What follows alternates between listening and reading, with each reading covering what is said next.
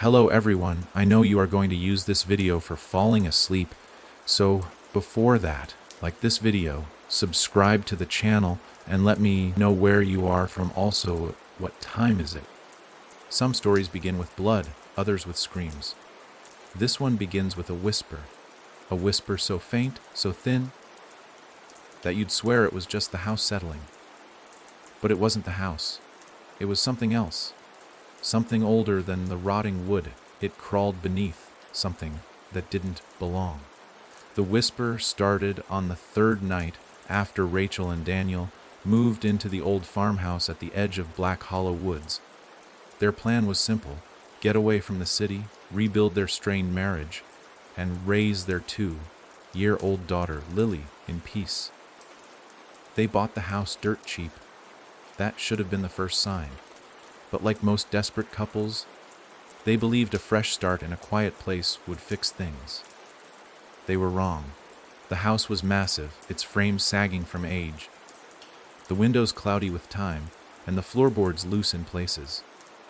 There was an odd chill even during the summer, but they chalked it up to drafty insulation. The first 2 nights passed with minor hiccups, creaky stairs, flickering lights, and Lily crying in her sleep. But on the third night, just after 2:13 a.m., Rachel woke up suddenly, heart pounding.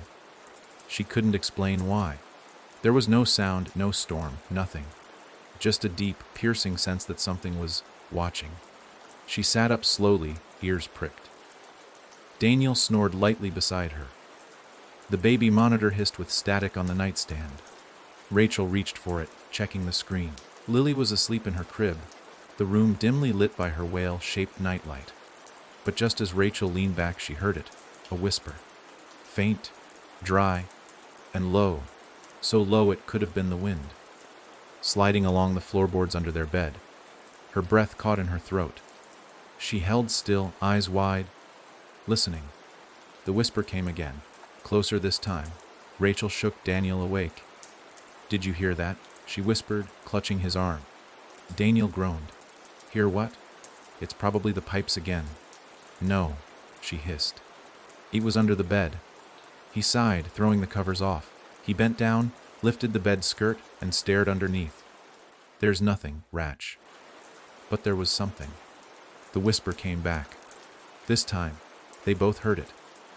It wasn't just a whisper. It was a voice. Guttural. Repeating something in a broken, rhythmic chant, like words swallowed by time. Daniel sat back on the bed, pale. "You heard it too," Rachel said. "Didn't you?" He nodded slowly. "I think it's coming from under the floor." The next morning they pulled up the rug. Beneath it, the floorboards looked darker than the others, warped and stained. Daniel grabbed a hammer and pried one up. A waft of old, damp air rose from the opening. "It's just a crawl space," he said, peering into the darkness. "I can't see anything." Rachel leaned over, trying to make out shapes in the blackness. But the smell hit her like a punch. Something sour, something that had rotted long ago and never been found. They covered it back up, brushed it off as an animal that might have died under the house years ago. But the whispers didn't stop. They got louder. That night, Lily screamed. Rachel sprinted into her daughter's room, heart in her mouth. Lily stood in her crib, tears streaking her face, staring at the floor. "What is it, baby?" Rachel scooped her up, rocking her gently. Lily pointed at the corner of the room, the spot just behind the toy chest. "Bad man," she said. Rachel froze. "What? Bad man?" Lily whispered. "He said he's hungry." Daniel brushed it off again. "Toddlers say weird stuff all the time," he told Rachel over breakfast. She probably had a nightmare, but Rachel wasn't convinced. She knew her daughter's voice, knew when fear was real, and it was real. The next day, Rachel started noticing other things. Pictures on the wall tilting without reason, shadows moving in rooms she hadn't entered, a smell that came and went, the same sour rot from beneath the floorboards. And then the dreams began. Every night, Rachel would fall into a deep, oppressive sleep, and every night she'd dream of the same thing, a long hallway made of wood and soil stretching into blackness. At the far end, something waited, a shape with no face, no eyes, just a mouth filled with yellow, broken teeth that whispered her name over and over. When she told Daniel, he shrugged. Stress. We've been through a lot. Maybe you need to see someone? But Rachel knew better. This wasn't in her head. One evening, while Daniel was at the hardware store, Rachel heard Lily giggling from the living room. She was alone, playing with her stuffed animals. "Who are you talking to, baby?" Rachel asked. Lily smiled and pointed at the rocking chair. "Him." Rachel turned. The chair was moving slowly, back and forth. She felt a shiver crawl up her spine. "There's no one there, sweetie." "Yes," Lily said. "He's funny.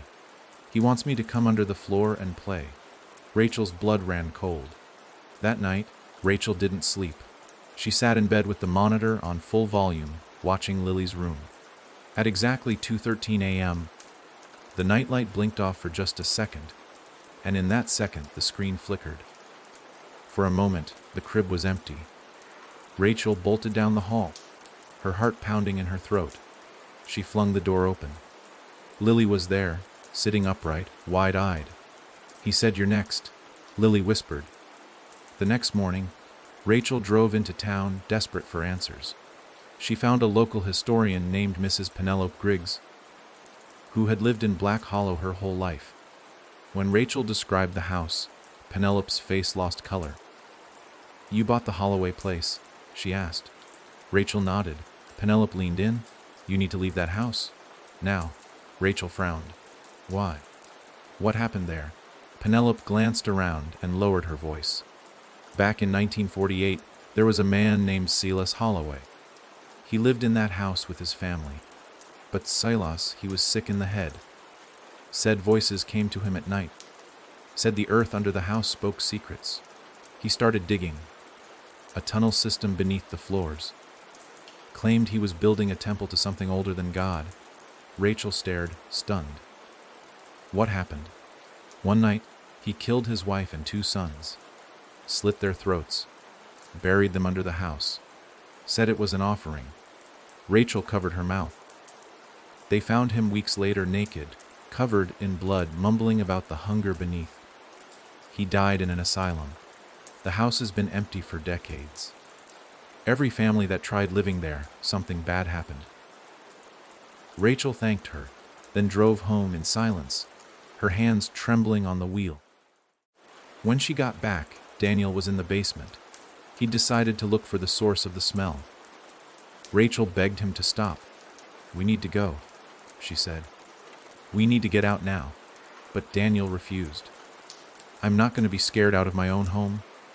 That night, the floorboards groaned louder than ever. The house seemed to breathe, and at exactly 2:13 a.m., the bedroom door creaked open by itself. Rachel stared at it, frozen. Then she heard Lily's voice, soft, sweet, singing a lullaby. But it wasn't coming from her room. It was coming from under the bed. Rachel leaned down slowly, her hands shaking. But before she could look, a hand shot out from the darkness and grabbed her wrist. She screamed, yanking back. Daniel rushed in, flipping the light on. There was nothing under the bed, but her wrist it had 5 long scratches, red and fresh. Daniel finally believed her. They packed in the dark, threw clothes in bags, grabbed Lily. But as they stepped onto the porch, Rachel stopped. The air was heavy still. The wind had died. The trees around them, usually swaying, stood motionless, as if holding their breath. Then Lily pointed at the front yard. "He's out there," she said. They turned. In the fog, a tall figure stood at the tree line. No face, no eyes, just a smile too wide for its skull. And it was whispering. Daniel grabbed the keys, and they ran for the car. The engine wouldn't start. Inside the house, the lights flickered. The walls groaned. Something was waking up under the floors. And the whisper, was now a roar. It was nearly dawn. But the light outside refused to break through the fog. The trees loomed like sentinels, frozen in place, their jagged silhouettes twisted into unnatural poses. The farmhouse behind them moaned, timbers shifting, nails popping, like it was exhaling for the first time in years. Inside the car, Rachel kept turning the key, each click more frantic than the last. The engine stayed dead. The battery had power, the lights flickered on the dashboard, but the car just wouldn't turn over. Daniel slammed his hand on the steering wheel, teeth clenched, face flushed with helpless fury. Lily whimpered in the back seat, clutching her stuffed rabbit to her chest, her little eyes wide with fear, but oddly calm. Like she knew this was going to happen. Rachel stole a glance at the tree line. The fog thickened, rolling across the grass like a slow tide, swallowing the man-shaped shadow where he once stood. The whisper was gone, but only because it had become something worse. A presence. Heavy and pressing, like a hand on the back of her neck. She could feel it, Daniel could feel it, even Lily could feel it. Something wanted them there. Something wasn't finished with them. "We're going back inside," Daniel muttered finally, opening the door. Just until the sun comes up, Rachel grabbed his arm. "Are you crazy? We need to get out of here!" "And go where?" "On foot." "Into that?" He nodded toward the woods. The fog had thickened to the point that they could barely see the porch now. "We'll wait for daylight. Just a few hours." The moment they stepped back inside, the air changed. It was warmer, but not in a comforting way. It was thick wet, like a mouth breathing just inches from their faces. The walls felt closer, the hallways longer, the ceilings lower. Every board they stepped on groaned in protest, and somewhere deep beneath the floor something shifted, like claws scraping wood. They retreated to the living room. Daniel boarded the door with the leftover planks he had brought up from the basement earlier that week. Rachel held Lily close on the couch, wrapped them both in a thick quilt, and tried to listen. Listen for anything that didn't belong. It didn't take long. At exactly 2:13 a.m., even though Rachel swore it should have been past 5 by now, the whisper returned. Not from under the floor this time, from behind the wall. The plaster bulged ever so slightly, like something pushing against it from the inside. Rachel stared in horror, her voice caught in her throat. Daniel held a hammer in one hand, shaking. "If I hear it again, I'm ripping the wall open." Lily, tucked under the quilt, began humming. That same lullaby, but her eyes were closed. She wasn't awake. "She's dreaming," Rachel whispered. "No," Daniel said, his face pale. "She's remembering." Suddenly, the wall behind the bookshelf cracked, just a tiny hairline fracture at first. Then another. Then another. The shelf rattled. Books spilled to the floor. A photo frame fell, shattering. And then a knock, not a banging, not a slam, just a soft, slow knock. 1, 2, 3. Rachel screamed, backing against the far wall, clutching Lily tighter. Daniel stepped forward, hammer raised. Then, in a voice that made Rachel's bones ache, they heard it. "Let me in." It was a voice like broken teeth and old dirt. Too deep, too dry, too far away, and yet far too close. Rachel covered Lily's ears. The knocking continued. "I said let me in." Daniel lost it. He swung the hammer, crashing it into the wall. Once, twice, 3 times. The plaster gave way with a choking cloud of dust, revealing not wood or insulation, but empty blackness. A tunnel. Hollowed out behind the wall, where no tunnel should be. Daniel shined his flashlight in, his hands trembling. The beam showed rough earth, wood slats, and something else. Scratches. Deep grooves dug into the dirt like claws, hundreds of them. "Jesus Christ," he muttered. "He dug this. Silas. He really did it." Rachel pulled Lily back toward the kitchen. "We need to get out. There has to be another way." Daniel didn't move. He kept staring into the tunnel, jaw slack. "It goes all the way under the house." Then they heard it again, but not a whisper, not a voice. Breathing. Coming from the tunnel. Daniel dropped the flashlight. It clattered to the floor, spinning on its side, casting mad shadows across the ceiling. Something was coming. They ran. Upstairs. Into the master bedroom. Rachel slammed the door shut, pushed a dresser in front of it. Lily cried for her stuffed rabbit left behind. But there was no time. Then came the sound of wood breaking, a crack like a tree splitting in half, followed by footsteps, heavy, dragging, deliberate, on the stairs.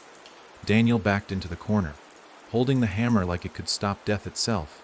The doorknob jiggled. Rachel held her breath. Lily whimpered. His hungry again. Then silence. Not quiet. Silence. Even the creaking stopped. Even the air seemed to hold still. Then the doorknob turned. Slowly. Carefully. It was locked. It didn't matter. The nub twisted the wrong way, bending backward. Metal groaning in protest until it snapped clean off and hit the floor with a dull thud. Rachel screamed. Suddenly, from downstairs, the front door exploded inward with a crack like thunder. Sunlight poured in. Real, golden, warm sunlight. The whispers stopped. The pressure lifted. The silence broke. They didn't wait. Rachel scooped up Lily. Daniel kicked the dresser aside. They bolted down the stairs, past the broken bookshelf, past the tunnel, through the door that had been sealed only moments before. The fog was gone. The man in the trees had vanished. They didn't look back. They drove to the next town, slept in the car in a grocery store parking lot. When they finally dared speak of what happened, they agreed on one thing: they were never going back. But the story doesn't end there. Because 3 days later, the police returned to the Holloway farmhouse. The neighbors had called, reporting strange noises at night. Wailing, laughter, music. The police searched the house. It was empty, except for one thing: a stuffed rabbit, sitting in the center of the living room floor. Its ears had been torn off. And from beneath the floorboards, just faint enough to make the hairs on your neck rise, came a whisper. "Where's my Lily?" Even in a different town, far from Black Hollow, the dread followed them like a second shadow. The motel they chose was a sterile chain, all beige walls and fluorescent lights. A place so unremarkable that Rachel hoped the thing, whatever it was, wouldn't recognize it. But deep down, she feared it already had. Something in her chest told her it didn't matter how far they drove, how many times they crossed state lines. It was never about the house. It was about them. About Lily. They didn't talk about it the first night. Not the tunnel, not the voice, not the face in the fog. Daniel sat in a chair, staring at the blank television screen. Rachel bathed Lily in silence, brushing her hair with shaky hands. Lily was calmer than both of them, humming softly to herself, clutching a new rabbit they'd bought at a drugstore on the way into town. But she wouldn't sleep, unless the bathroom light was on, and even then, she kept whispering to the rabbit, holding it close to her mouth, like she was afraid something else might hear. That night, Rachel dreamed of wood again. She was in the hallway from before, the one in her dreams, the one made of dirt and rotting slats.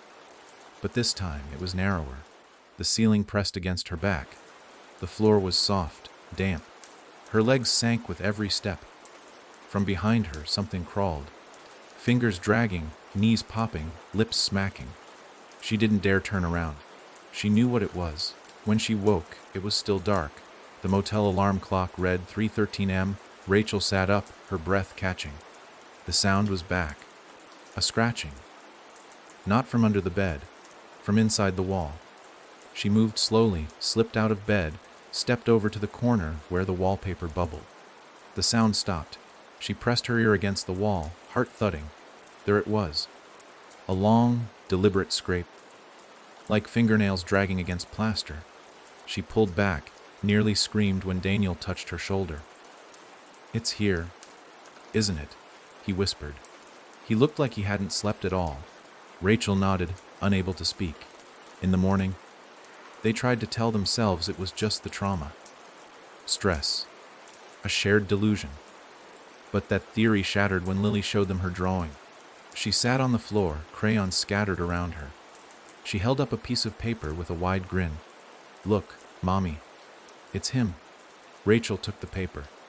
A man, too tall, no eyes, a mouth that stretched from ear to ear, filled with sharp teeth.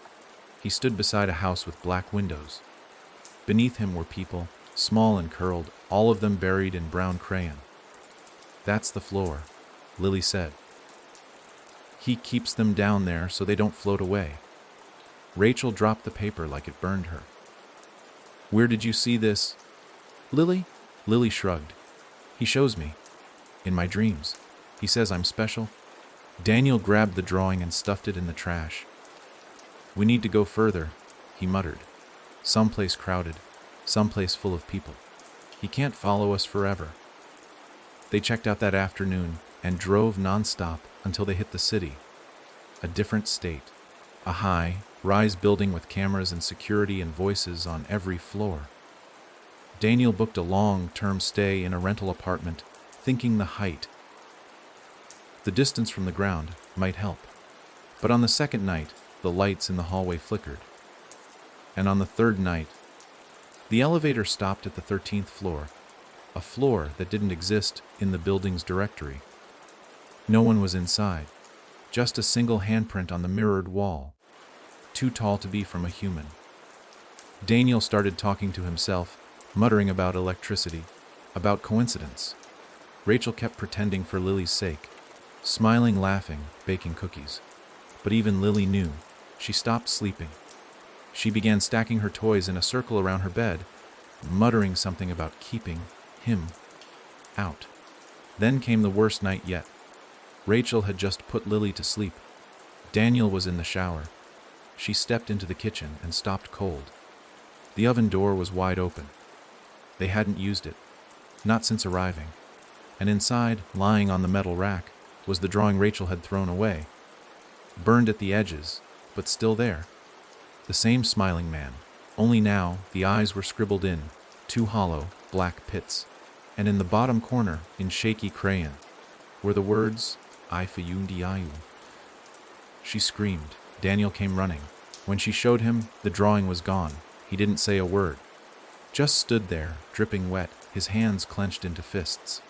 That was the moment Rachel realized he was breaking. Not gradually, not piece by piece. He was snapping from the inside out, like a floorboard under too much weight. They decided to leave again. No plan. Just get in the car and drive until their hands stopped shaking. But as they packed, Lily vanished. Rachel found her in the hallway closet, sitting cross-legged in the dark. "Baby, what are you doing in here?"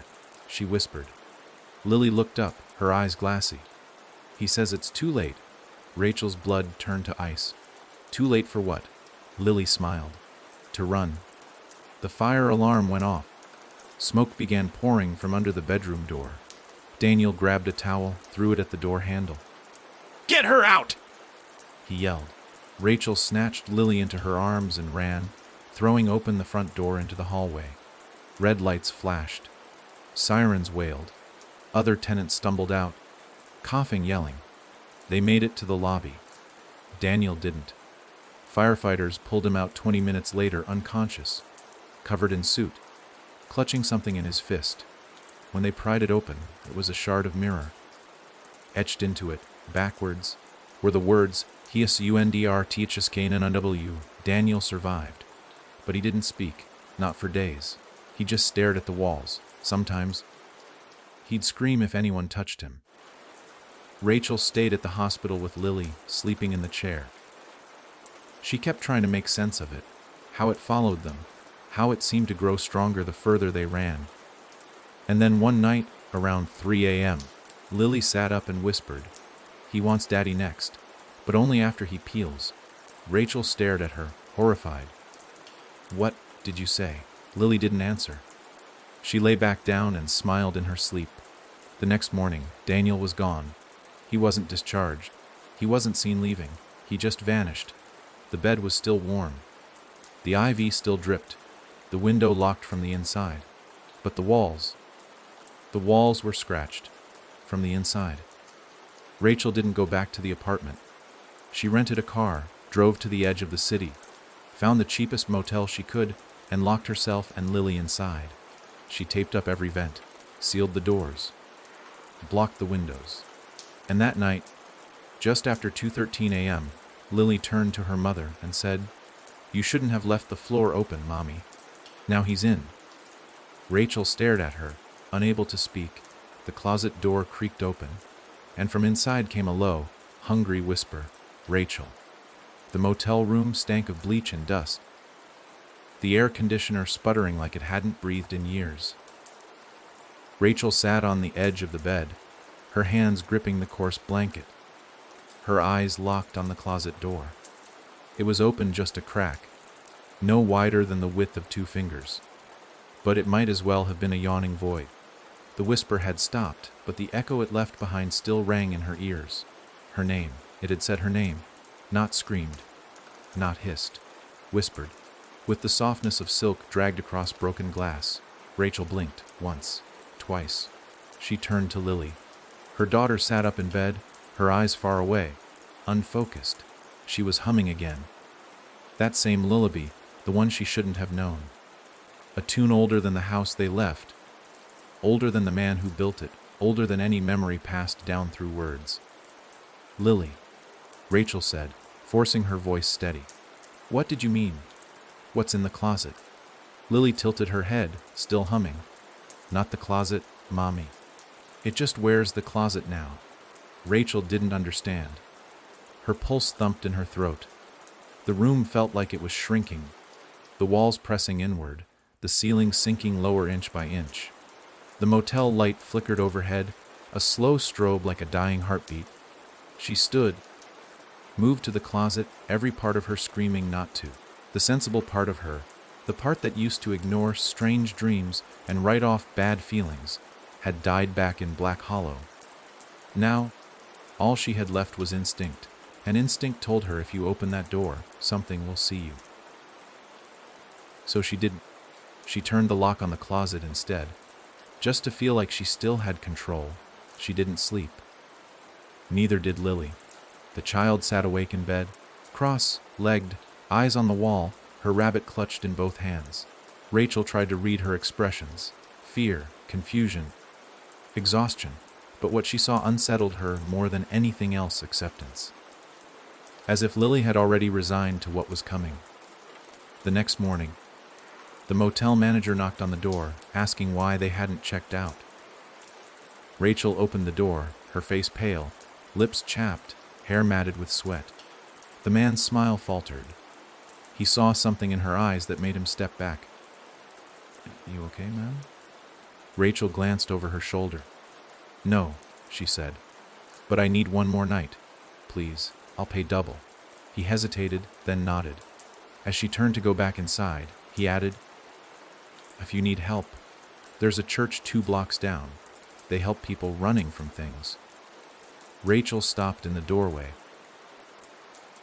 "What makes you think I'm running from something?" The man didn't answer. He just looked past her, into the room, then quickly walked away. Rachel closed the door and froze. The closet was open, not wide, just enough. The lock hadn't broken. It had changed. The bolt was still there, but it wasn't fastened, as if it had been slid open from the inside. She rushed to Lily. "Did you touch the door?"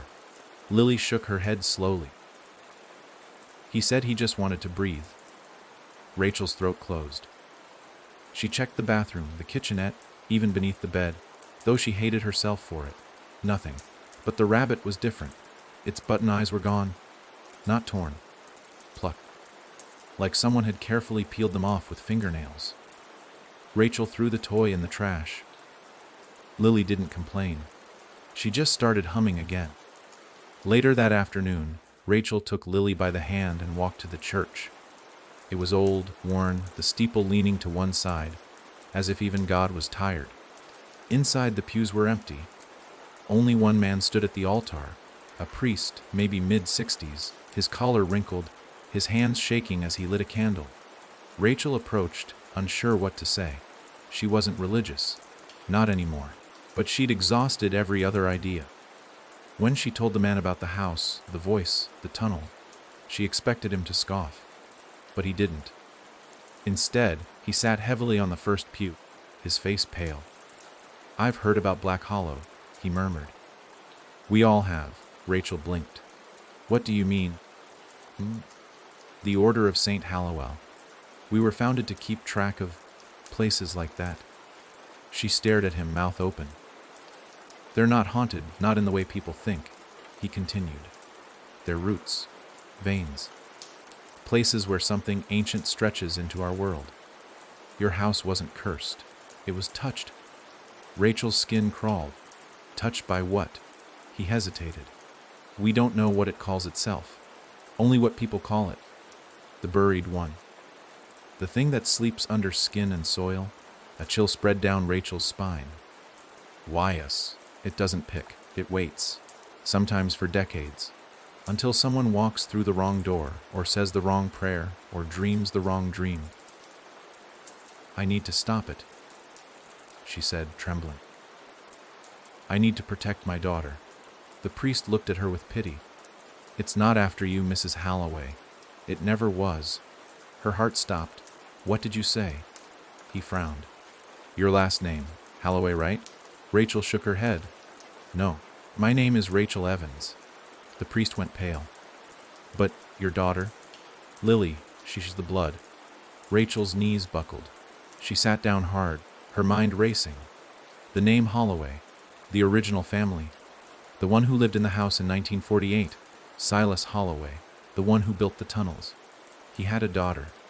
She'd been adopted out after he murdered his family. Hidden, her name changed. Rachel turned slowly to Lily.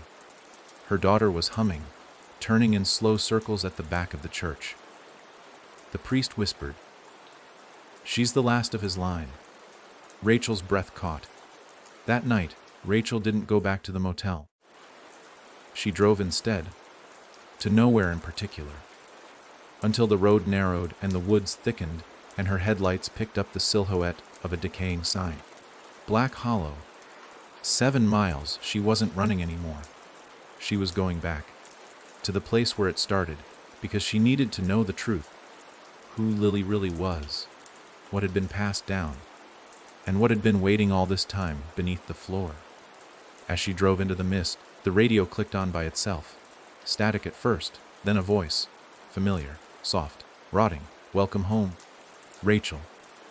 The mist thickened the closer Rachel drove toward Black Hollow, swallowing the road, the trees, even the sky.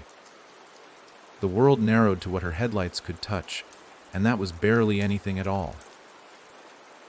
The car's engine whined like it was protesting, the steering wheel tugging faintly in her hands, as if something below the road was trying to steer it elsewhere. She gripped it tighter, eyes locked ahead. In the back seat, Lily was unnervingly calm, her gaze fixed out the window at nothing. She hadn't spoken since they left the church, not even a hum. But every so often, her fingers would twitch against her leg in the rhythm of that lullaby. The one Rachel couldn't forget. The one that seemed older than time itself. They arrived just before nightfall.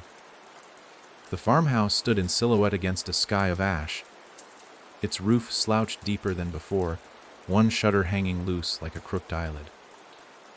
Rachel pulled the car into the gravel drive, each crunch under the tires sounding like bones snapping. The wind was still, eerily so. No rustling, no birds, not even insects. The trees around the house were wrong too. Not just overgrown but stretched, as if pulled upward by unseen hands. Their bark twisted into gnarled spirals. The fence had collapsed, the mailbox was gone. But the door was open, not broken, not ajar, open. As if it had been expecting them. Rachel shut off the engine. Her fingers hovered over the ignition longer than they should have. She didn't want to move. Every survival instinct in her screamed to turn the car around and never look back. But then Lily spoke, soft, clear, and terrifying in its calmness. "He's hungry, Mommy, and he knows we came to feed him." Rachel looked at her daughter in the rearview mirror. "Lily, what do you mean?" Lily smiled. "You brought me home." Rachel stepped out of the car. The air was heavier here, like breathing underwater. The scent of rot was stronger than ever, woven with something else now, sweetness. Flowers blooming underground, perhaps, or meat left too long in the sun. She opened Lily's door and took her hand. It was cold. They walked up the porch steps. Each creaked like it remembered her. The door groaned wider as they approached. Rachel didn't touch it. She didn't have to. The house opened for them, swallowing the last of the daylight behind them. Inside it was darker than it should have been. The windows were bare, but no light passed through them. The floorboards were warped worse than before, some buckled upward like broken ribs. The smell hit Rachel immediately, earth, mildew, blood. But what truly chilled her was the warmth. The air wasn't cold anymore. It was humid, alive. The house was breathing. Rachel held Lily close, scanning the room. Everything had decayed rapidly. The wallpaper peeled in strips, revealing pulsing black mold underneath. The floor trembled underfoot with each step. And then came the sound. Not a whisper, not yet. A heartbeat. Low, deep, like a drum played far below the floor. Faint at first, then growing stronger. Louder. Thud, thud. Rachel's knees nearly buckled. The beat didn't come from within her. It came from beneath her. They walked deeper into the house. Past the living room, where the tunnel had been. Past the fireplace, now cold and cracked, the stones crumbling into themselves. The bookshelf that Daniel had torn down was back, standing tall as if it had never been touched. Rachel touched the wood. It was damp. It pulsed. The whisper returned. It slithered through the walls, curling around her ears. You never left. You just forgot. Rachel turned quickly. What do you want from us? The voice didn't answer. But Lily did. He wants to come up now. He says I'm ready. No, Rachel said. No, he's not taking you.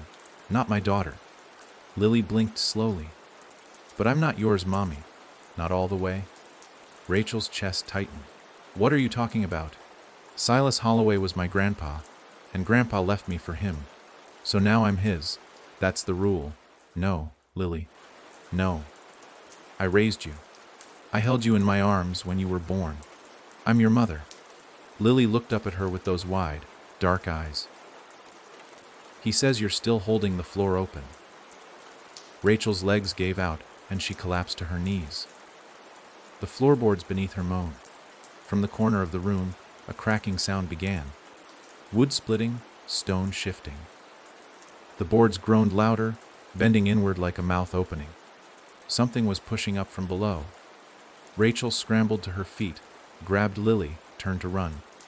But the hallway stretched, growing longer. The walls stretching wider, the doors bending into teeth. The voice returned louder now, not whispering. Give her to me. Rachel ran. Through the distorted hall, past melting doorframes, down steps that grew longer and more uneven with each stride. The house had changed. It was no longer a building. It was a body. And it wanted her to bleed. They reached the kitchen. The back door loomed ahead, cracked with age. Rachel lunged forward, slamming into its shoulder first. It didn't budge. Behind her, the footsteps began heavy, wet. Not footsteps, knees, crawling. Something dragging itself across the wood, leaving behind long black streaks. Rachel turned. A shape emerged from the shadows of the hallway. At first, she thought it was a man. Tall, skeletal. But it didn't move like a man. Its limbs were too long. Its head tilted too far. Its mouth opened vertically, from chin to chest. She screamed. Lily didn't. Lily stepped forward. The creature stopped and spoke, but not aloud. It spoke through the walls, through the heartbeat in the floor, through the pulse in Rachel's ears. She is mine by blood. I waited. I was promised. Rachel stood in front of Lily. You can't have her. You opened the floor. You fed me with fear. The pact is sealed. No, Rachel said. Then take me. Silence. Then the thing smiled, if that's what it could be called. Its mouth opened wider. Its teeth curved inward, not made to chew, made to dig. It moved toward her slowly, crawling inches from the ground. A predator savoring the moment. But before it could reach them, Lily stepped in front of her mother and whispered something Rachel didn't understand. A word, or maybe just a sound, but it stopped the creature in its tracks. It recoiled, hissed, The floor shook violently, and then light, blinding, searing white light from above. Rachel looked up. A hole had opened in the ceiling, not broken, ripped. Through it poured light like liquid fire, and the creature screamed. Not in pain, in rage. Rachel grabbed Lily and ran, this time toward the stairs, back through the hallway, which was no longer stretching but cracking, the walls falling inward. They reached the front door, and it was gone, just a wall. No exit. Behind them, the floor split open with a groan of wood and stone and something else, something alive. From the depths rose hands, hundreds of them. Not clawing, reaching, begging. They belonged to the ones left behind, the ones Silas had fed, the ones still waiting beneath the floor. Lily turned to them and whispered the same sound again. The hands stopped, and then they all pointed at Rachel. The walls screamed. The house bled, and the light from above faded, and the last thing Rachel saw before the world flipped inside out was her daughter's face. Not afraid. Smiling. "Don't worry, Mommy," Lily said, her voice echoing strangely. "You're part of the floor now." Then the boards split beneath her, and Rachel fell. Not down. In. Rachel didn't remember hitting the ground. There was no impact, no jolt, no moment of pain that marked the fall. One moment, she was on the floor of the Holloway house, staring into her daughter's eyes, and the next, she was nowhere at all. Only darkness. Not empty, not silent. The kind of darkness that felt thick in her mouth, clogging her ears, pressing behind her eyes. It tasted like damp wood and iron and rot. She couldn't move, not because she was restrained, but because there was no up, no down, no gravity, only weight. A crushing, invisible pressure that clung to her like cobwebs soaked in tar. Then the whispering returned. Not one voice. Many, thousands, it seemed, all speaking at once, layered and indistinct. Some were crying, some were chanting, some just repeated her name, again and again and again until it didn't sound like a name anymore. Rachel. Rachel. Rachel. She couldn't scream, couldn't speak. Her mouth wouldn't open. It was sewn shut by fear and the thickness of that place, and then the darkness shifted. It peeled back like skin. Rachel gasped, air flooding her lungs. The weight lifted just enough for her to feel her own body again. She was standing, or perhaps hanging upright, in a vast, hollow place. Not a room, not a cave, something deeper, beneath even the roots of the house. The walls around her weren't made of stone or earth, but layers of bone and slats of broken wood, all held together by something black and moving, like worms made of smoke.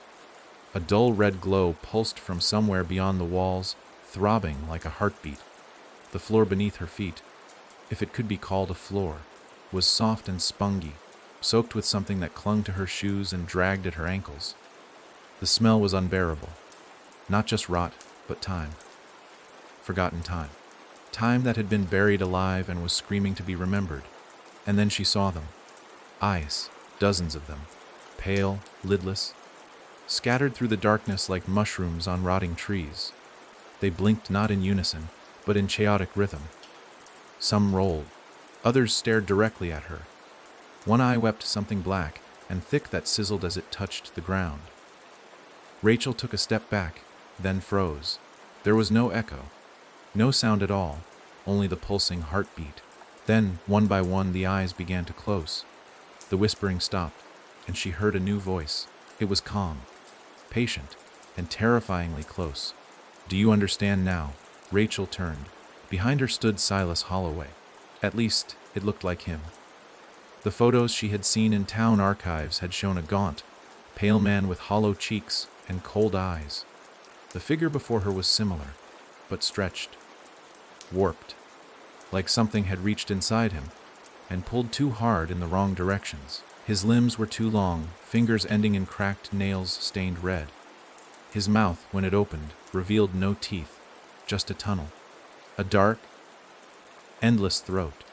"You were supposed to feed her to me," he said. Rachel's voice finally returned, hoarse and shaking. "She's my daughter." "No," Silas said, with a twitch of his head that cracked his neck like breaking wood. She was always his.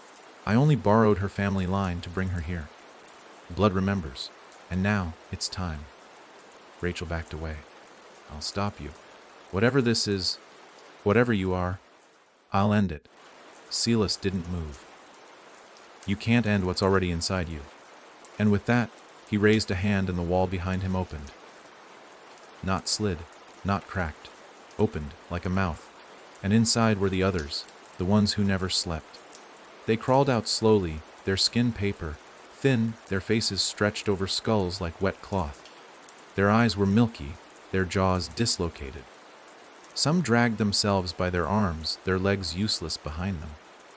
Others twitched, their limbs bending wrong. They moved like people who had forgotten how to be human. These are the ones who stayed, Silas said. The ones who didn't run. The ones who heard the whisper and listened. Rachel fell to her knees. One of the creatures dragged itself toward her.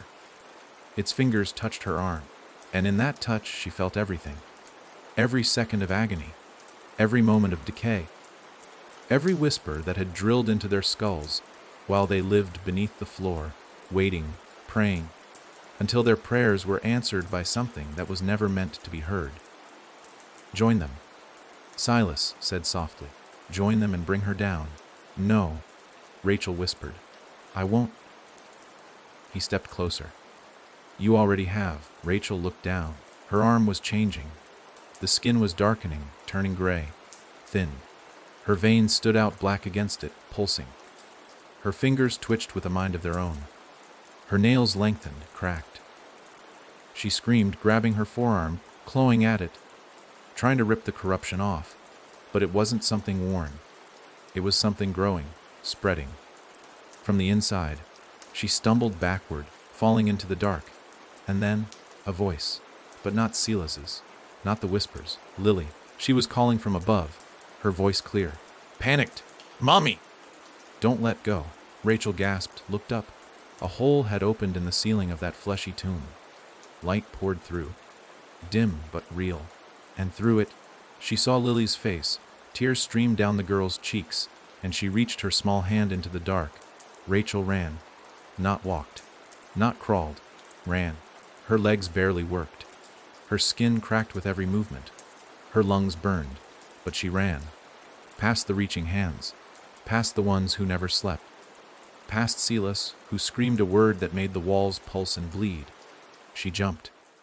Her fingers touched Lily's, and everything shattered. When Rachel opened her eyes, she was lying on the floor of the living room. The boards beneath her were cold and solid. The house was still. Silent. The heartbeat was gone. Lily knelt beside her, her small hand gripping Rachel's tightly. You didn't let go, the girl whispered. Rachel sat up slowly, her bones screaming in protest. Her skin was whole, clean. Silas was gone. The tunnel was gone. The door was open. And outside, the sun had risen, but Rachel knew better. The house wasn't finished. It had just let them go. For now. Because some doors don't close. They just wait. And under the floor, the heartbeat was sleeping again. But it was still hungry. The sun lied. It spilled over the land like honey, dripping gold across the porch, the gravel, the twisted trees. Pretending everything was fine. But Rachel knew better. She sat on the edge of the steps, barefoot, her jeans torn at the knee, holding Lily in her lap while the warmth of morning kissed her skin. The light touched her, but it didn't reach her. Not really. Not beneath the surface. Because underneath it all, under the skin, under the soil, under the boards, the thing still waited, still listened. It was only sleeping now, and sleep wasn't the same as gone. She could feel it in the soles of her feet, in the heavy quiet of the windless trees. Something had shifted. The floor no longer groaned when she moved. The walls didn't pulse, and the heartbeat under the boards had fallen silent. Yes, but that silence was not peace. It was restraint, a pause, like someone holding their breath underwater, waiting for the splash. Lily had stopped speaking the moment they escaped, not out of fear, not exhaustion, but something else. She didn't cry, didn't tremble. She just stared at the house, at the empty doorway, the gaping black mouth, and blinked slowly, like she was trying to remember something important she had almost forgotten. Rachel had carried her outside after the light opened the hole and dragged them back into the world. The floor had sealed behind them, boards knitting shut like scar tissue. The moment they crossed the threshold, the air changed. It lost its pressure, its heat, its weight. It became real again. Earthly, the way air should be. But that didn't mean they were safe. Daniel's face lingered in her thoughts. The last time she saw him, his eyes had gone somewhere else. Deep, buried in terror, holding that piece of mirror with words etched into it. He's under the skin now. Rachel didn't know what that meant. Not fully. But as she held Lily's small, clammy hand, she began to wonder if it meant more than just Daniel's fate. Maybe it meant hers too. She stood finally, cradling Lily against her, and walked to the car. The sun glared off the windshield, and for a moment, Rachel thought she saw someone in the reflection. A tall figure. No face. No eyes. She blinked, and it was gone. But her heart beat faster. She opened the passenger door and gently placed Lily in her booster seat. "We're leaving," she said, more to herself than the child. "We're never coming back here." Lily didn't speak. But just before Rachel shut the door, she said, "He dreams about you now." Rachel froze. "Who does?" Lily looked out the window. "The man on the floor." Rachel slammed the door. Her hands were shaking. She climbed into the driver's seat, started the car. The engine turned. The road stretched ahead, long and empty. They drove. For hours. The landscape changed, trees thinned, hills flattened.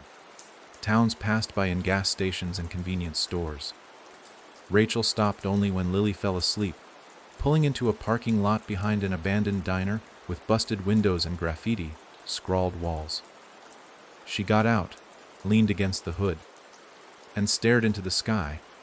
Everything should have felt different, like she had won, like she had survived something, but it didn't. It felt like a thread had been pulled inside her, and now there was a hole where something should be. She wasn't whole. She was occupied. That night, they checked into a roadside motel. One of those sad, washed-out places with buzzing neon signs that flickered like broken promises. The room smelled of mildew and stale cigarettes, but Rachel didn't care. She needed walls, a lock, some kind of boundary between her and what had followed. Lily fell asleep first. Rachel sat on the bed and stared at the curtains. She didn't close them. She couldn't bear to. She needed to see outside, needed to know if the man in the floor had decided to stand in the parking lot under a flickering light and smile at her again. But no one came. No shadows, no whispers, no heartbeat. Instead, sometime around 3 a.m., she woke to find Lily standing at the foot of her bed. The girl's head was tilted, her eyes wide open, unblinking. Lily. Lily didn't answer. Then, in a voice that wasn't hers, a voice deeper and slicker, something said, "Do you know what it's like to starve for centuries and then taste hope?" Rachel bolted upright, backing against the headboard. "Get out of her!" Lily blinked once. Then again. She shook her head as if waking from a dream, then collapsed to the floor. Rachel was down in seconds, scooping her up, cradling her. The girl was ice, cold, sweating, mumbling incoherently. Her body twitched. Rachel wrapped her in blankets, called 911, and waited. The ambulance took them to a nearby hospital, a bleak, overlit building that reeked of antiseptic and decay. Doctors said it was a seizure, fever, dehydration. They admitted her overnight, ran tests. But Rachel knew. This wasn't something blood work could explain. That night, while Lily slept under observation, Rachel wandered the hall, drawn to the far end of the pediatric wing. It was silent. The lights buzzed. The wallpaper peeled. Then she saw it. A door. Room 113. She paused. There was no room 113. She remembered passing from 112 to 114. But now there it was. She pushed it open. Inside was a room of shadows. Nothing but shadows. No furniture. No bed. Just a sink in the corner, dripping slowly. She stepped in. The door slammed shut behind her, and the heartbeat returned. Thud, thud, thud. The walls pulsed. The floor darkened, and from the sink, black water began to bubble up, thick as tar, reeking of the house. Rachel backed away, but the door wouldn't open. Then came the whisper, from the sink, from the walls, from inside her own skull. "You brought her too early." "Let her go," Rachel shouted. "We are bound." "You cracked the floor? You let us in." "No," she screamed. "I didn't know." "But she did. She always knew. She let you think otherwise." The water in the sink formed a shape, a mouth. It smiled and whispered, "Check her drawings." The door opened behind her. She turned, ran, back to the room. Lily was still asleep, breathing steadily. Rachel opened her daughter's bag. Inside were pages, dozens of them, drawings done in crayon. Not all were hers. Some were too old, too brittle. The paper yellowed, the ink brown with age. But the images were the same. The house, the tunnel, the smiling man, and in the margins over and over, in a child's looping handwriting, "We are waiting. We remember," she promised. Rachel stared at the drawings until her hands shook, until her eyes blurred. Then she whispered aloud, "What are you, Lily?" The child stirred in her sleep, smiled, and said, in her voice again, "I'm the door." Rachel didn't sleep that night. How could she? The sterile buzz of the hospital lights, the muffled beeps from unseen monitors, the low hum of something mechanical down the hallway. None of it could drown out what she'd seen. Not the black water whispering in that impossible room. Not the yellow drawings hidden in her daughter's bag, drawn with hands too steady and images too precise for a child barely able to write her name. Not the words scrawled in looping, obsessive ink, she promised. And, most of all, not the final truth that had poured from Lily's unconscious lips. "I'm the door." She sat in the chair beside the bed, staring at her daughter's peaceful face. The same face she had kissed goodnight, the same one she had held in her arms after bad dreams. It didn't look different. But Rachel now saw it like something behind a mask, the eyes too still, the breaths too measured, and a silence that seemed too calm for a child who had spoken to monsters. Around 4:07 a.m., Lily stirred. Her eyes fluttered open, not groggy, not confused, alert, like someone who had been awake for hours, just pretending to sleep. Rachel leaned forward cautiously. "Lily," she whispered. The girl blinked once, twice, then smiled. "He said you'd stay." Rachel swallowed. "Ooh." Lily tilted her head like it was a game. "The one in the walls. The one Daddy met." Rachel flinched. "Lily, what happened to Daddy? Do you know where he is?" A pause. Then Lily whispered, "Hi's behind the second door." "What second door?" Rachel asked, voice tight. "The one we don't open. The one he made for the parts of us we don't like." She traced her finger over the bedsheet. "He lives there now. He talks too much." Rachel's stomach turned. Her husband hadn't just disappeared. He'd been taken. Or worse, pulled in, into something that wasn't a place, but a layer, a space between things, between walls, between people, between thoughts. Rachel stood abruptly. She couldn't stay. Not in this building. Not with her daughter speaking in riddles that smelled like the house. Not when the world had shown her that it wasn't real anymore. That behind the drywall and carpet and everyday life, something else waited. Something with memory and hunger and purpose. She signed the discharge forms without making eye contact with the night nurse. They left before sunrise. The parking lot still slick with dew, the sky a dull gray.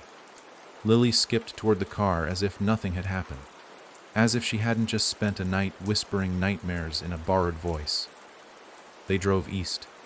Rachel didn't know where she was going. Just away.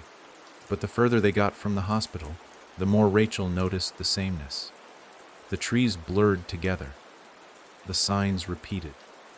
She passed the same hitchhiker twice, an old man with a limp and a burlap sack who stared at her car but never raised his thumb. Gas stations looked identical. The sky remained locked in that early dawn haze, as though the sun had decided to hover and wait. Lily fell asleep in the back seat. Again, not peaceful, just still. Rachel glanced at the rearview mirror and caught her reflection in it. Only her eyes weren't closed. They were wide open. Rachel slammed the brakes. The car screeched to a halt on the shoulder of an empty highway. She turned around.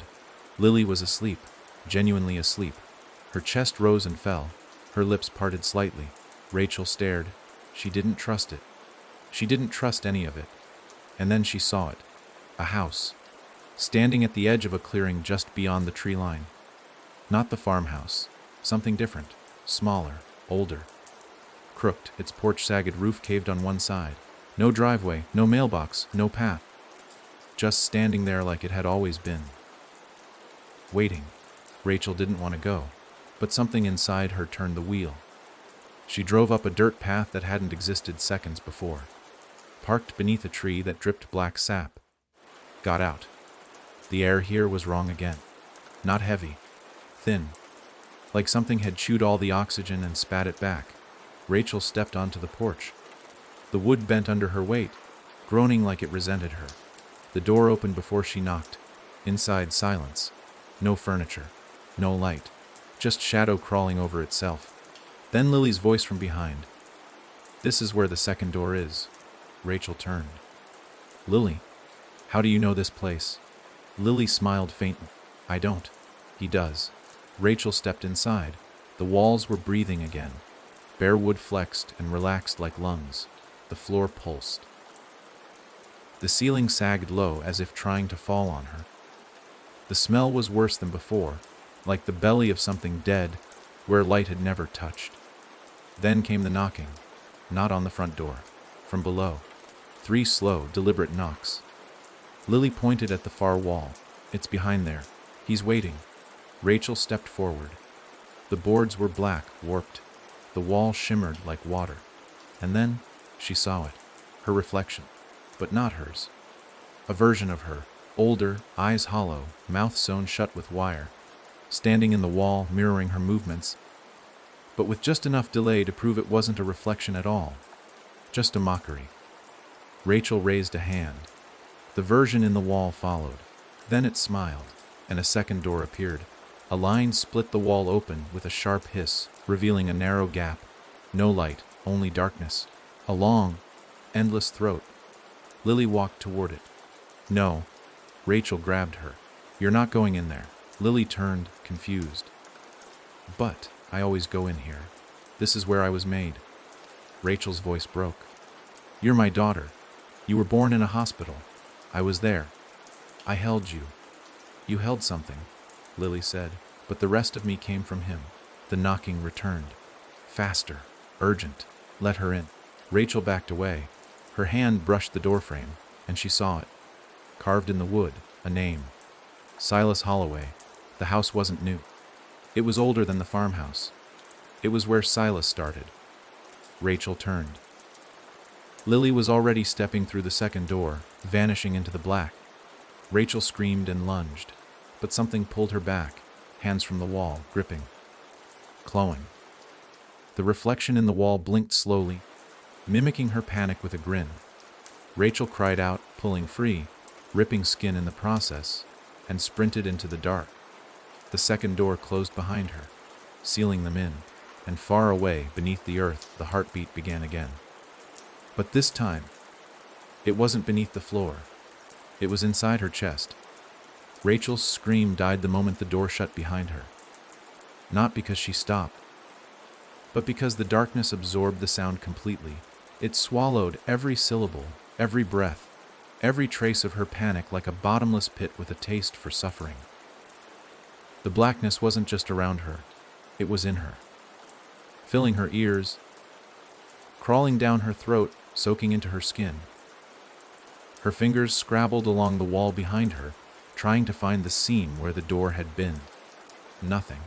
Only smooth wood, cold and damp, pulsing slightly as if it had veins underneath. She turned around, squinting into the dark. She couldn't see Lily anymore. Just shadows. Not even the shape of the room. There were no edges here. No ceiling. No floor. Just a suffocating sense of space that made her dizzy, like she was falling and standing still at the same time. "Lily," she whispered. Her voice echoed, but not in a natural way. It bounced back at her too fast, like something else was whispering it back, impatiently mimicking her tone. She waited, breath caught, but no answer came. Then she heard it, a footstep, small, bare, ahead of her. "Lily," she tried again, louder this time. "Please answer me." More footsteps, but they were moving away. Rachel began to run, or she thought she was running. The floor beneath her felt like damp fabric, shifting with each step, sinking in strange places. Her arms stretched out in front of her, reaching through the black, hoping to grab her daughter's hand. Then something brushed her fingertips. Cold. Wet. She grabbed it instinctively, but it wasn't Lily's hand. It was too large, too rough, and it curled around her fingers with a sudden grip that made her scream. She pulled back, stumbling, falling hard onto the spongy ground.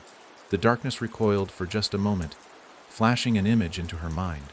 Not a vision, but a memory that didn't belong to her. A crib. A crying baby. A nursery filled with crawling black tendrils snaking out from under the floor. And a man standing in the corner, tall and still, his head tilted too far to one side. Silas. Rachel choked on her breath. The memory faded as quickly as it had come. She stood, trembling, wiping something sticky off her palms. Every instinct screamed at her to turn back, but there was no turning back. The door was gone.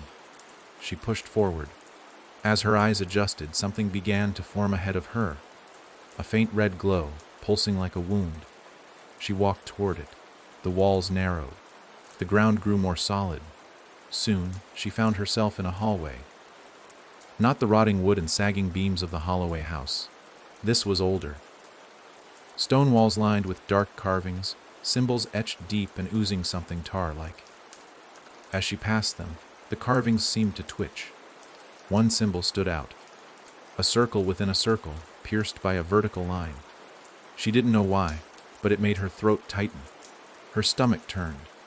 She had seen it before. Burned into the bottom of the farmhouse's foundation, half erased by time and ash. She continued walking. The air grew thicker, hotter. Her skin prickled with sweat. Her lungs struggled with each breath. Then the hallway opened into a massive chamber, circular, domed, lit only by the slow, seething red light from above. And in the center, standing perfectly still, was Lily. Rachel ran toward her, but halfway there, she stopped. Lily was speaking, not aloud. Her mouth moved in small, precise shapes, but the sound came from the walls, the ceiling, the floor. 100 voices layered behind her, all echoing the same chant in different tongues. The language was unfamiliar, yet it pressed against Rachel's skull, like she was supposed to understand it. Like she used to understand it, before she was born. Lily's eyes were solid black, not inky, not metaphorical, black, pits without end. Rachel reached for her, but the ground between them cracked. A deep crevice tore through the floor, and from it rose a shape, not Silas, something worse. It was tall, but not in any human sense. It didn't have a body, it had suggestions of one. Limbs that bent too far. A face that floated, flickering like flame, never settling on a single form. Its mouth opened wide. Rachel expected to hear a roar. Instead, it exhaled her name, Rachel. Not whispered, said, with knowledge, with history. And then Lily turned to face her. "She's awake now," Lily said. Rachel's breath caught. "Who is?" "The one who sleeps under everything," Lily replied. "The one Daddy touched when he broke the floor. She's been dreaming through me." "Through you?" Rachel shook her head. No, I pulled you out. I saved you. I saw her trying to take you." "You didn't save me," Lily said gently. "You fed her. Every fear, every scream. Every time you begged the floor to stay shut, it was a prayer." The thing behind Lily stepped forward. not toward Rachel, but around her. It didn't need to chase her. It already had her. The chamber pulsed. The walls beat like a heart. Lily looked at Rachel with pity. "You thought she wanted me. I was just the latch." Rachel's body grew cold. Her hands trembled. "No," she whispered. "You said you were the door." "I am," Lily said. "But you're the key." The ground beneath Rachel split. Hands reached up, not monstrous. Human, desperate. They grabbed her ankles, her wrists, her waist, pulling her down. "No," she screamed. "Please." But Lily only watched, and the last thing Rachel saw before the world turned black again was the look in her daughter's eyes. Not cruel, not cold, just final. Then the chamber disappeared, and Rachel fell. This time, not into darkness, but into light, searing, blinding, and filled with laughter that sounded just like hers. Rachel hit the floor with a sound that didn't match the fall. It was soft, gentle, like landing on a mattress. But the comfort was a lie. She opened her eyes and instantly regretted it. She was in a room, a perfect cube. Walls, floor, ceiling, all the same texture. Fleshy, pinkish, pulsing like muscle. The walls moved when she breathed, as though they were matching her rhythm. Every breath she took felt recycled, shared, like something had already inhaled it and was feeding it back into her. She stood slowly, her bare feet squishing slightly with each step. The air was warm, damp, and smelled like sweat and copper. There were no doors, no windows, just her, alone, at first. Then the walls began to twitch. Small ripples spread across the surface, like tremors under skin.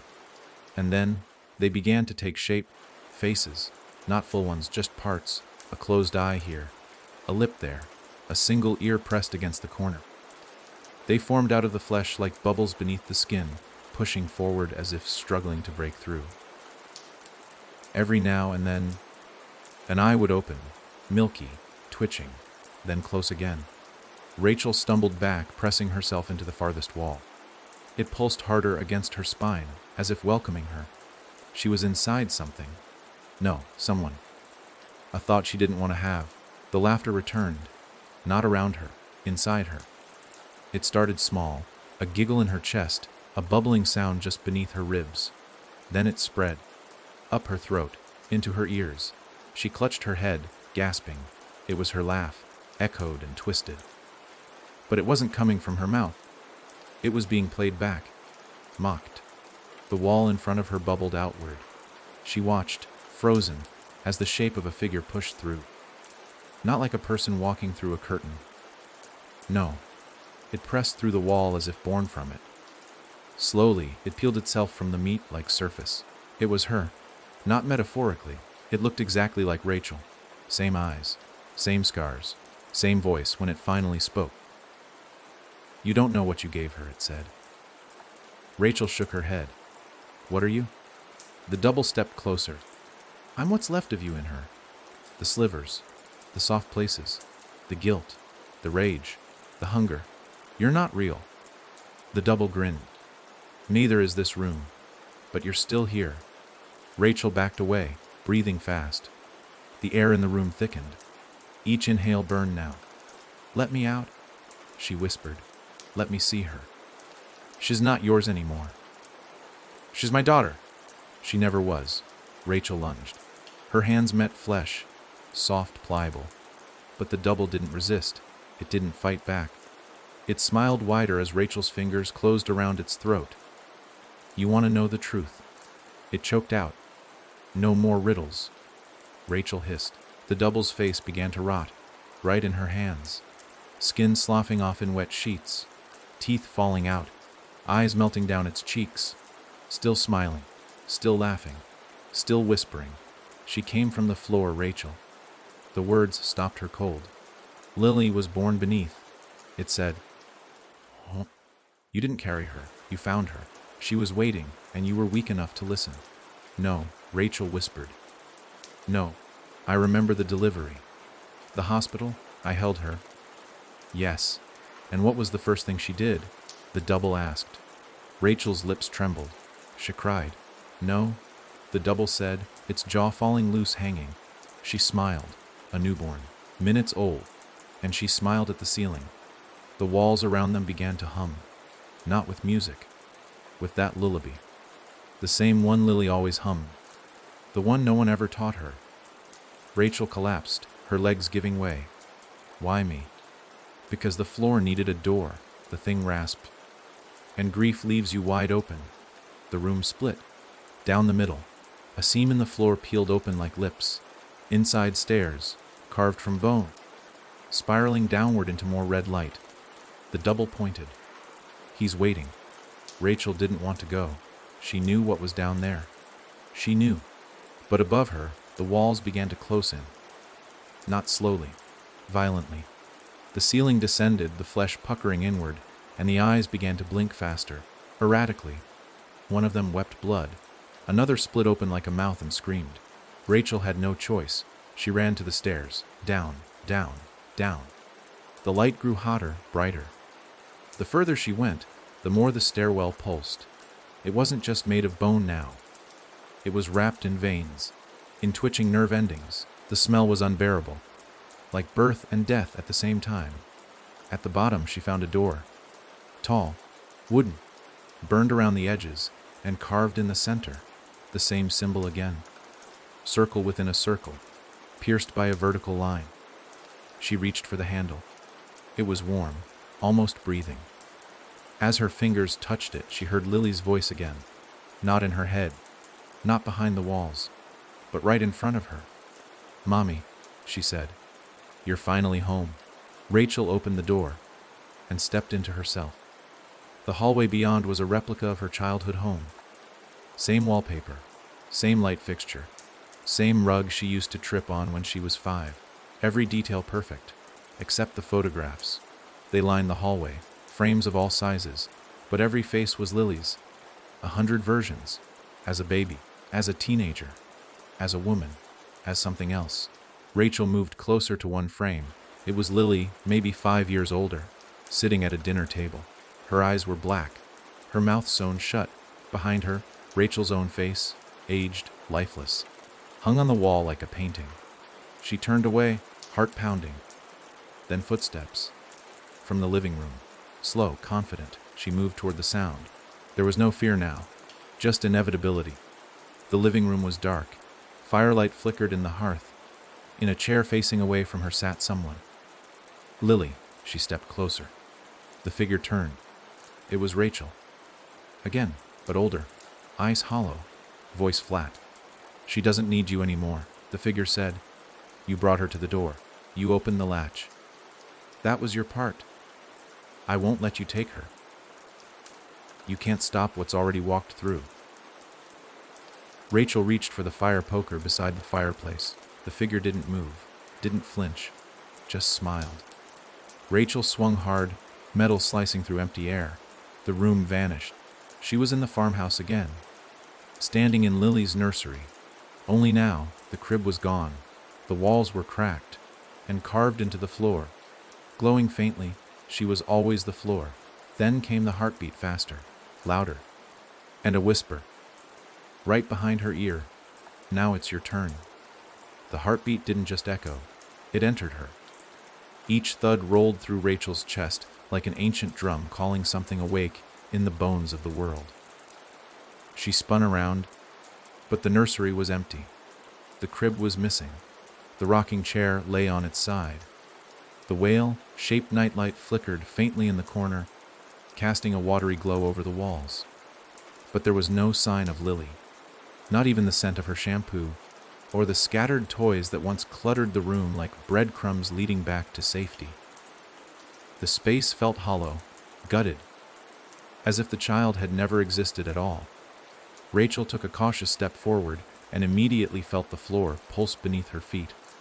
One long, trembling motion that reminded her this place wasn't built, it was grown. Every board, every nail, every sliver of paint still stuck to the walls. None of it was wood anymore. It was tissue, muscle, memory. Her name came again. A whisper, not loud, but not threatening, but familiar. Too familiar. Like someone repeating it while wearing her mother's voice. Rachel. She froze. The tone wasn't pleading. It was calling her like a pet. A summoning, sweet and sharp, laced with something that grinned behind the syllables. I said your name, the voice added, this time closer, brushing the back of her neck.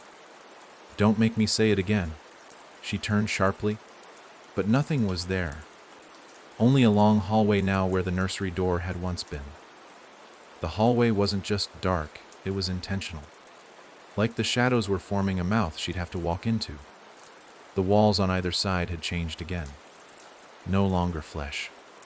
Now they were smooth, like polished obsidian, reflective just enough to trap her own warped image as she moved. She stepped into the passage, heart racing. The whispers clung to her hair, skittered along her shoulders, seeped under her nails. But she kept going. At the end of the hallway, a door waited. It wasn't grotesque. It wasn't burning or bleeding or twitching like the others. It looked normal, clean, white. A door you'd see in a modern apartment. Something out of place. The handle was brass, polished. Rachel hesitated, knowing this was another trick. But this was always a trick. From the moment Lily first smiled in her crib instead of crying. From the first whisper in the floorboards. From the lie of ever being a mother, she opened the door. Inside was a hospital room, dim, empty, silent. But the bed was occupied. Daniel, he lay still, pale, his skin gray, blue, eyes wide open, and filled with something that couldn't be described. Something not dead, but removed. His mouth was sewn shut. His fingers twitched slightly under the blanket. The monitor beside the bed showed no heartbeat, just static, but he was alive. Daniel. Rachel choked, stepping inside. His head turned slowly. His mouth couldn't open, but his eyes locked onto hers, and he began to cry. Thick black tears rolled from the corners of his eyes and soaked into the pillow. He wasn't just in pain. He was pleading. Rachel ran to his side, grabbing his hand. I'm going to get you out, she said. I swear.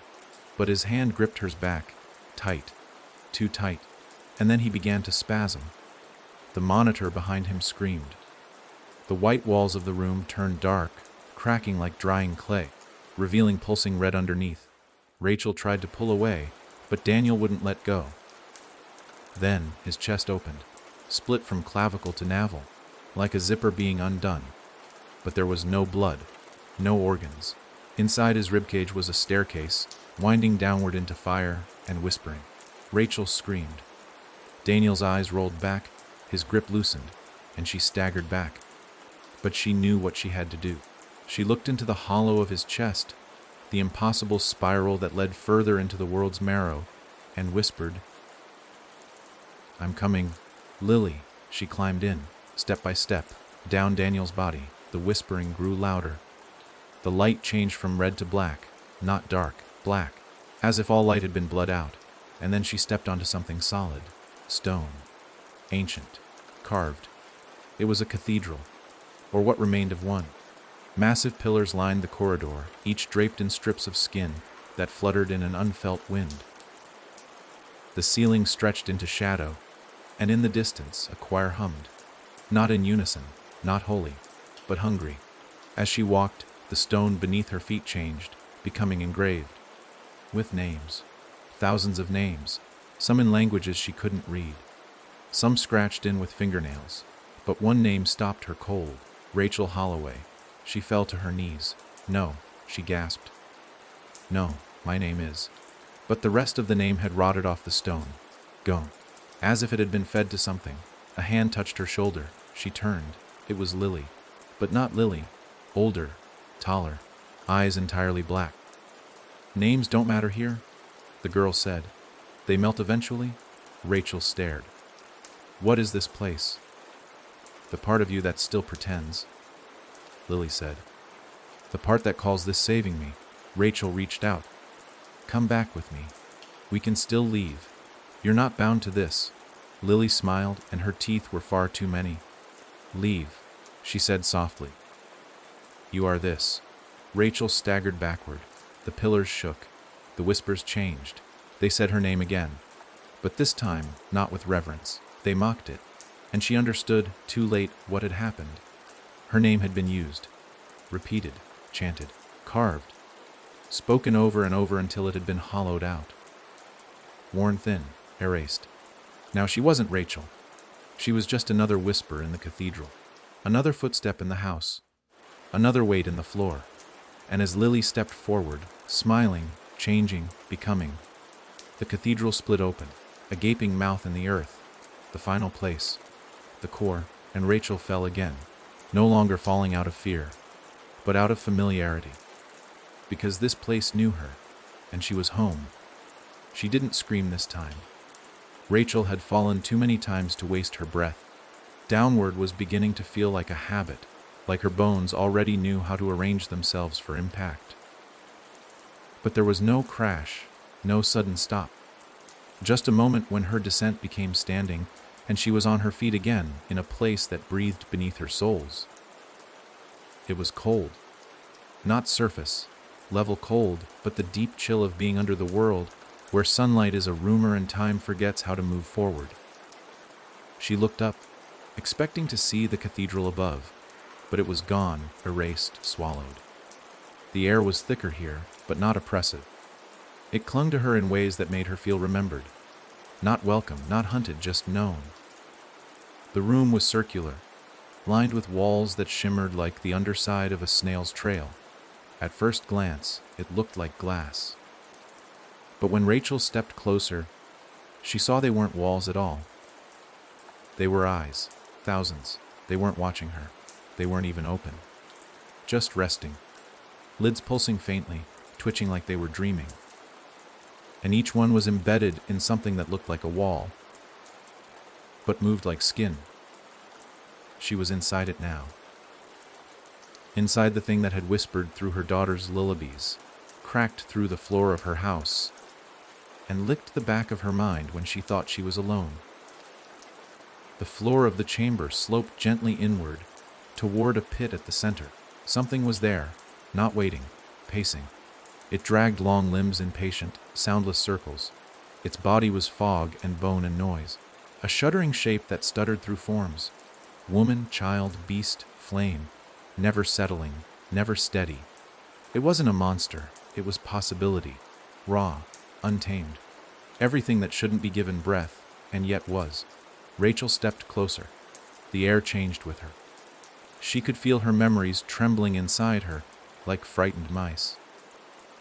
Things she hadn't thought of in years now rose to the surface. The smell of her father's cologne. The way Daniel laughed when he lied. The sound of Lily's first word. These weren't just thoughts. They were being peeled away. The creature at the center turned, and it wore her daughter's face, perfectly. Except for the eyes, those were entirely wrong, too wide, too deep. They had layers, movement, like galaxies turning inward. You came to me, it said. Rachel shook. I came to get her back. The thing smiled. She's not taken. She's transformed. The girl you made was never just yours. She heard me first, you know. In the womb. Your fear passed through the cord like honey. She drank me before she breathed air. Rachel clenched her fists. You twisted her. No. I finished her. A hum rose from the pit. Not from any mouth. From the walls. The eyes opened slowly, one by one, until the room shone with their pale, pupil-less glow. Each eye reflected Rachel's face. But none of them matched. In every gaze, she was different. One version had no mouth. Another had no eyes. One was crying. One was laughing so hard her teeth cracked. You are the seed of this place, the creature said, stepping closer, dragging its impossible limbs. You fed us with grief, with guilt. You buried things in yourself long before the floor ever called. I didn't know. Rachel whispered. I didn't ask for this. You invited it. It hissed, circling her. Every time you thought about running, every time you feared the sound in the walls and chose silence instead of action. You are not a victim, Rachel. You are a crack, a fracture in the world. You let us in. She fell to her knees. The floor below her throbbed in approval. A hand touched her shoulder. She flinched, but didn't pull away. It was Lily, the real Lily. She was younger again, hair messy, eyes tired. She knelt beside Rachel, placed a hand on her chest. "I remember now," Lily whispered. "Remember what?" "I was 2 when I saw it the first time. The tall man. I told you he was funny. But he wasn't. He was teaching me how to listen, how to open." Tears filled Rachel's eyes. "You're not him. You're not this." Lily looked up at the swirling creature. "She's not all of me, but she's most of me now." Rachel grabbed her daughter's hand. "Come with me. I don't care what's left. I'll take whatever's real. I'll love whatever's left." Lily blinked, and the walls shuddered, the eyes closed. The thing in the pit screamed. It didn't make a sound. It was sound. The chamber rattled. Pieces began to fall, not stone, not flesh, but pieces of Rachel. Memories, smells, touches, her mother's face, her wedding day, her hands on a crib rail. All of it peeled away like old wallpaper, and the creature at the core howled. "You would take her broken," it roared. "You would love what I leave behind." "Yes," Rachel said. "Even if it's nothing." The creature hesitated, its form sputtered. Something old and deep flickered behind its 2 wide eyes. A pause. Then "You are mine." It lunged. But Rachel didn't run. She grabbed Lily, pulled her close, and screamed back. The sound split the air like lightning. The chamber collapsed, the eyes blood, and the floor fell upward. Rachel's body twisted. Broke. Reform. She was rising now, upward, through memory, through fire, through screaming wood and boiling floorboards, until she gasped and woke. In her bed, sunlight through the window, the whale-shaped nightlight still blinking, Lily beside her, breathing, asleep, normal, alive. Rachel sat up, heart pounding. The house was still. The floor was quiet. Had it been a dream? She reached for Lily's hand. It was warm, she cried, and then she heard it, just once. A creak under the bed, followed by a voice, not Lily's, not hers, just 3 words whispered like a kiss. "See you soon." Morning never felt more fake. The sun poured through the curtains in a perfect angle, warm, soft, golden, and yet Rachel sat on the edge of her bed like it was the last moment she would ever breathe. Light meant nothing now. Shadows had taught her that. She stared at Lily's sleeping face, still, peaceful, the kind of face that begged you to believe everything was okay. But Rachel had learned. The calm always came before the scream. She pressed her hand against the mattress. It didn't pulse, no whispers, no heat. The boards beneath were cold, lifeless. And still, she didn't trust it. Not for a second. The world around her felt too still, like someone was holding it frozen just for her. A tableau designed to convince, to soothe, to disarm. And beneath that stillness, she could feel it. Like an itch inside her ribs. The thing hadn't left. It had settled. She stood, her legs stiff, her body strangely heavy, like gravity was deciding whether or not it wanted her here. The hallway outside her bedroom looked normal. The pictures on the wall were crooked in that familiar way. The scent of burnt coffee still clung faintly in the air. But Rachel didn't feel like she was walking through a house. She felt like she was inside a memory. Not hers. Someone else's. Maybe the house's. Or hers. The new her. The one that had crawled out of Daniel's chest and walked through the cathedral of eyes. She moved to the kitchen, half expecting to see him there, flipping pancakes badly like he used to. But the counter was bare. No dishes. No signs of a meal. Only a piece of paper sitting squarely in the center of the table. Her name was written on it. Not in her handwriting. And not in ink. She picked it up with shaking fingers. The paper smelled faintly like soil. There were 3 words scrawled on it. Check the mirror. Rachel didn't want to. She knew. Even before she entered the bathroom and flipped the light on, she knew. But some part of her, a part that still clung to the illusion of choice, walked up to the sink. The mirror reflected her. But not her. Not all the way. She looked the same at first glance. But there were differences, quiet ones. The eyes were a little too dark. the cheekbones slightly sharper, and the smile, barely there, lingered too long at the corners of her mouth. A smile she wasn't making. Then it moved. The reflection blinked after she did. Rachel stumbled back, breath caught in her throat. The reflection leaned forward and whispered, "You didn't come back alone." Rachel turned and ran. Through the hallway, back to the bedroom, her feet thudding on the floor. She fell to her knees beside Lily, shaking her gently. "Baby, wake up, Lily. Please."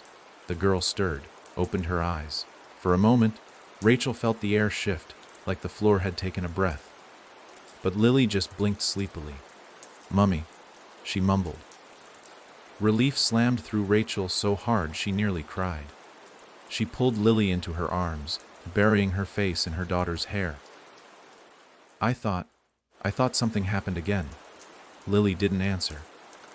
Instead, she reached up and touched the back of Rachel's neck. Her fingers were ice.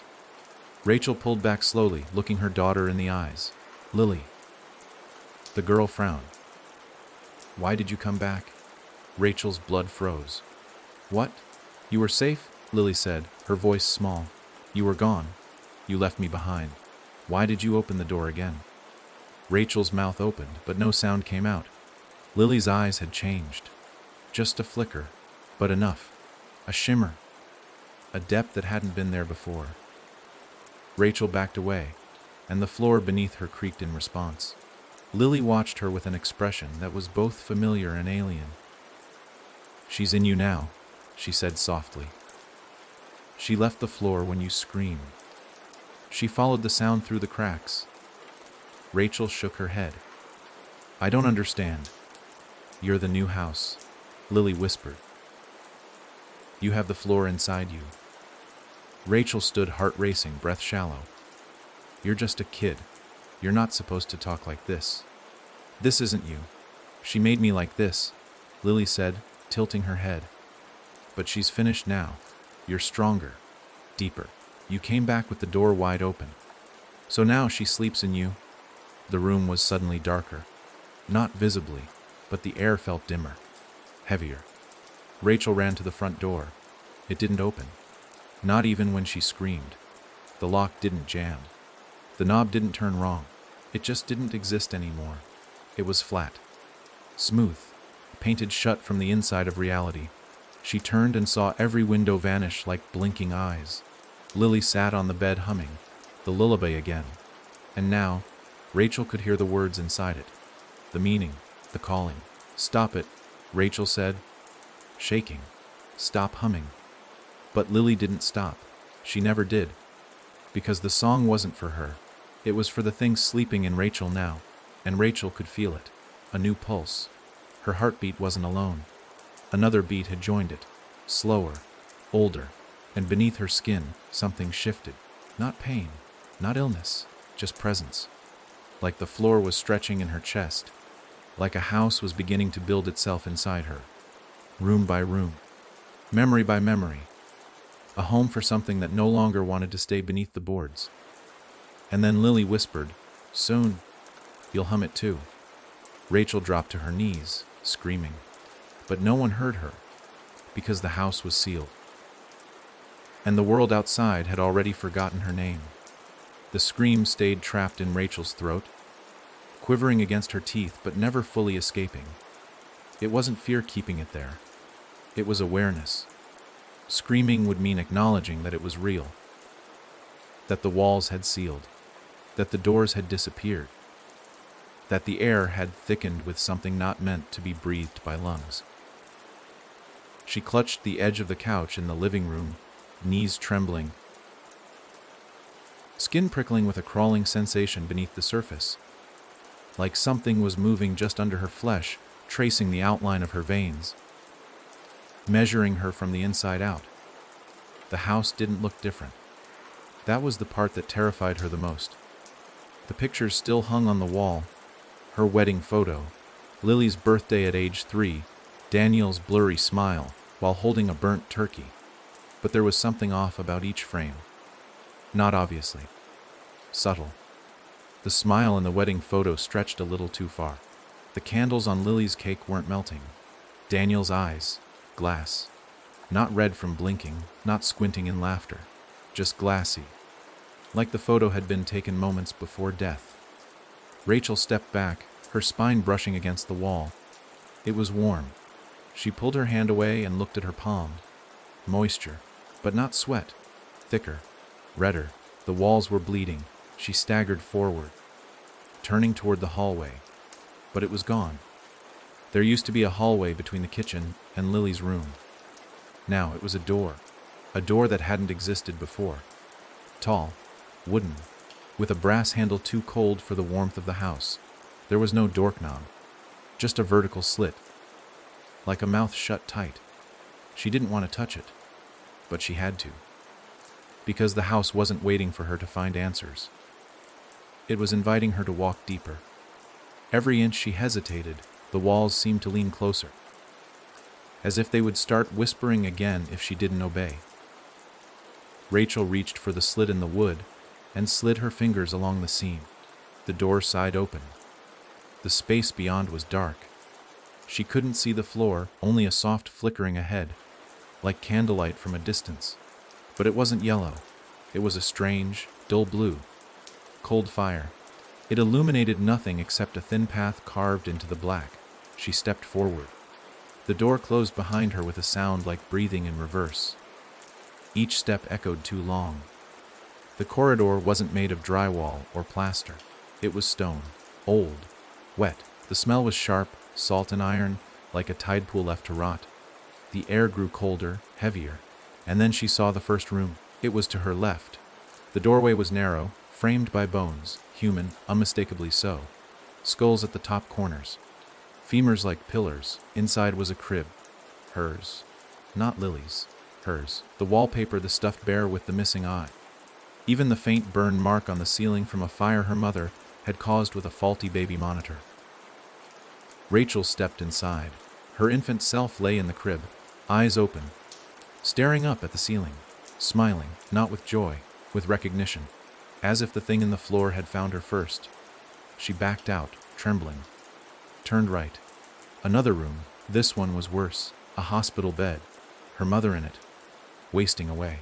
Her hand clutched a rosary, but the cross was missing, replaced by that symbol, circle within a circle, pierced by a vertical line. Her mother opened her mouth. No words, only dirt poured out.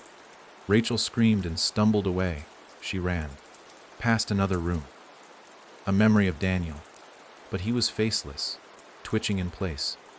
One hand clutching the mirror shard he'd disappeared with. The mirror itself stood behind him, warped and breathing. Every room showed her something, not visions, versions. Each was a possible her, a life she could have lived, but all of them ended the same, in rooms with no windows, in houses with no exits, with the floor always rising. Finally, she stopped. At the last door, there was no handle, just her name, carved in jagged slashes. She touched the wood. It was wet. It opened without sound. Inside, herself, sitting, rocking in a chair, older, frail, but with the eyes of the house, black, endless. Rachel approached slowly. The older version spoke without moving her lips. "You built it," she said, "room by room. Every fear, every silence, every door you ignored. You didn't fight the house. You fed it." "No," Rachel whispered. "I tried to escape." "Escape?" The older version smiled. "You brought it into your daughter. You carried it into her bones. And when it called you home, you answered. I just wanted to protect her. You gave her the floor," she said, "and now you're the ceiling." Rachel shook her head. "That doesn't mean anything. It means," the older version said, finally looking up, "that you've made your final room, and you are about to fill it." The walls cracked, all around her.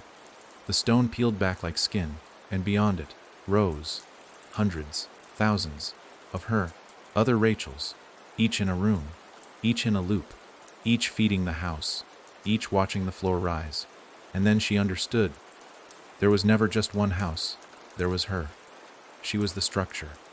Every time she gave in to fear, the floor grew. Every time she chose silence over action, the walls thickened. And now, She was the blueprint for something endless. A mansion of failures, a city of echoes. And in the center of it all, Lily waited, not as a child, but as the key. The house wanted to open something, not doors, not rooms, the world. And Rachel had just finished building the last hinge. She collapsed to her knees, not crying, not screaming, just whispering the truth, over and over. I made this, I made this, I made this. And the floor beneath her smiled. Rachel didn't remember falling asleep. She remembered sinking. A slow descent through the soft, breath, warmed rod of her own mind, like drifting in honey laced with ash.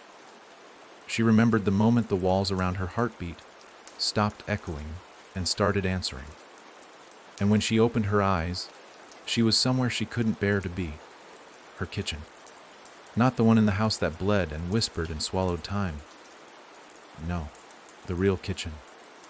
The one she had stood in 5 years ago, barefoot, stirring soup on the stove while Daniel joked about quitting his job. It was spring outside the window, birdsong bleeding in through a half-cracked pane. Lily was in her high chair, babbling to herself, cheeks smeared with mashed carrots. It was the first time in weeks Rachel had felt okay. It was a memory. It had to be. She stepped forward cautiously. The floor didn't creak. The air didn't breathe. And yet, every inch of her screamed that this was a stage. A replica. A room built from stolen thoughts. Not this one, she whispered. Don't take this one. But the moment she spoke, the room shimmered. The color drained from the cabinets. The soup boiled black. And Lily's head turned too far around, an unnatural twist of bone and tendon, until her face looked up at Rachel with a wide, splitting smile. You lied about this part, the child said, voice distorted, too many tones in one. You pretend this was peace, but you were breaking. Even then, Rachel stumbled backward, the floor warped. The high chair collapsed into itself like wet cardboard. The birdsong outside the window reversed, song into static, chirps into shrieks. You told yourself you stayed for her, Lily said, now standing on the table without having moved. But you stayed for the quiet. You didn't want to know what lived under the floor, so you turned the music up. Rachel shook her head, whispering no, but her voice fell flat. There was no echo here. Not anymore. The room cracked. Not the walls. The memory itself. It shattered like glass under weight, and Rachel dropped through it, her scream swallowed in a blink. When she landed, she was in another room, but not one she recognized. This wasn't a memory. This was truth. The walls were slick stone, old, a chamber without edges. Candles floated above her, dozens, flickering blue, casting shadows that didn't behave. And in the center of the room, a well. A simple stone circle, only waist high, with water as black as oil glistening inside. She approached slowly. The whispers started again. Gentle, familiar, Rachel. But they weren't taunting now. They were mourning. She looked into the well, saw herself. All of herself. Not a reflection, an inventory. Every thought she'd swallowed. Every night she'd ignored the knock at the wall. Every time she saw Lily staring too long at the corner and chose to pretend it was imagination. And deeper, at the bottom of the well, the origin of it all, a crib, not Lily's, not hers, a third one, ancient wood, rotted with age, and in it, something small, not a baby, not quite, something incomplete, with eyes. It opened its mouth and Rachel flinched, expecting a scream. But it only breathed. And the well filled with the sound of every lie she had ever told herself. I'm a good mother. He's just tired. She'll grow out of it. This house is just old. The lies tangled together, a lullaby built from denial. Rachel fell to her knees beside the well, staring down at the crib. And then Lily was beside her again, older this time, wearing a dress Rachel remembered folding when she was 3. She doesn't blame you, Lily said softly. Rachel didn't look at her. Then why is this still happening? Because you do. The words hit like iron. Rachel felt her throat tighten. You were never afraid of her, Lily continued. You were afraid of what she saw in you, what she reflected. Rachel looked at her daughter, but now Lily's eyes weren't black, they were hers, soft, sad, honest. I'm tired, Rachel whispered. Lily nodded. Then let go. I can't. Yes, Lily said, taking her mother's hand. You can. But only if you walk through the last room. Rachel frowned. I thought this was the last room. Lily shook her head. This is just the basement. The real last room is where you put the pieces of yourself you never wanted me to find. Rachel stood. The well behind her vanished. The chamber stretched. A hallway emerged. No lights, no sound. Just one door at the very end, made of polished wood with her fingerprints etched into it. The handle was warm, she turned it. Inside a bedroom simple. Old. Hers, from childhood. Stuffed animals on the shelves. Posters of stars and cartoon foxes. A diary on the dresser. And in the center, her. A version of Rachel, no older than 10, curled up on the bed, crying silently. Rachel stepped in, heartbreaking. She had forgotten this version of herself. The one who learned to lie before she learned to trust. The one who heard things in the walls long before Lily was born. The one who kept it secret because no one listened. The girl looked up, eyes wide, afraid. Rachel knelt beside her. I'm sorry, she whispered. The girl didn't speak, but she reached out. Rachel took her hand, and the house shook, not violently, but completely, as if the whole structure sighed in recognition, because it had been waiting for this room to be acknowledged. The forgotten one, the root. And when Rachel pulled the child version of herself into an embrace, she felt it, the foundation cracking. Not breaking apart, but opening. Light poured in through the cracks, real light, warm, honest, and Rachel understood. The house didn't want to trap her. It wanted her to remember the pain, the silence, the denial, because it was built from her, and what is remembered can be rebuilt. The child in her arms faded gently, not vanishing, just merging back into her. Rachel stood. She was whole, for the first time in years, and behind her, the floor was still. The heartbeat had stopped, because it no longer needed to be heard. It had been answered. She walked out the door.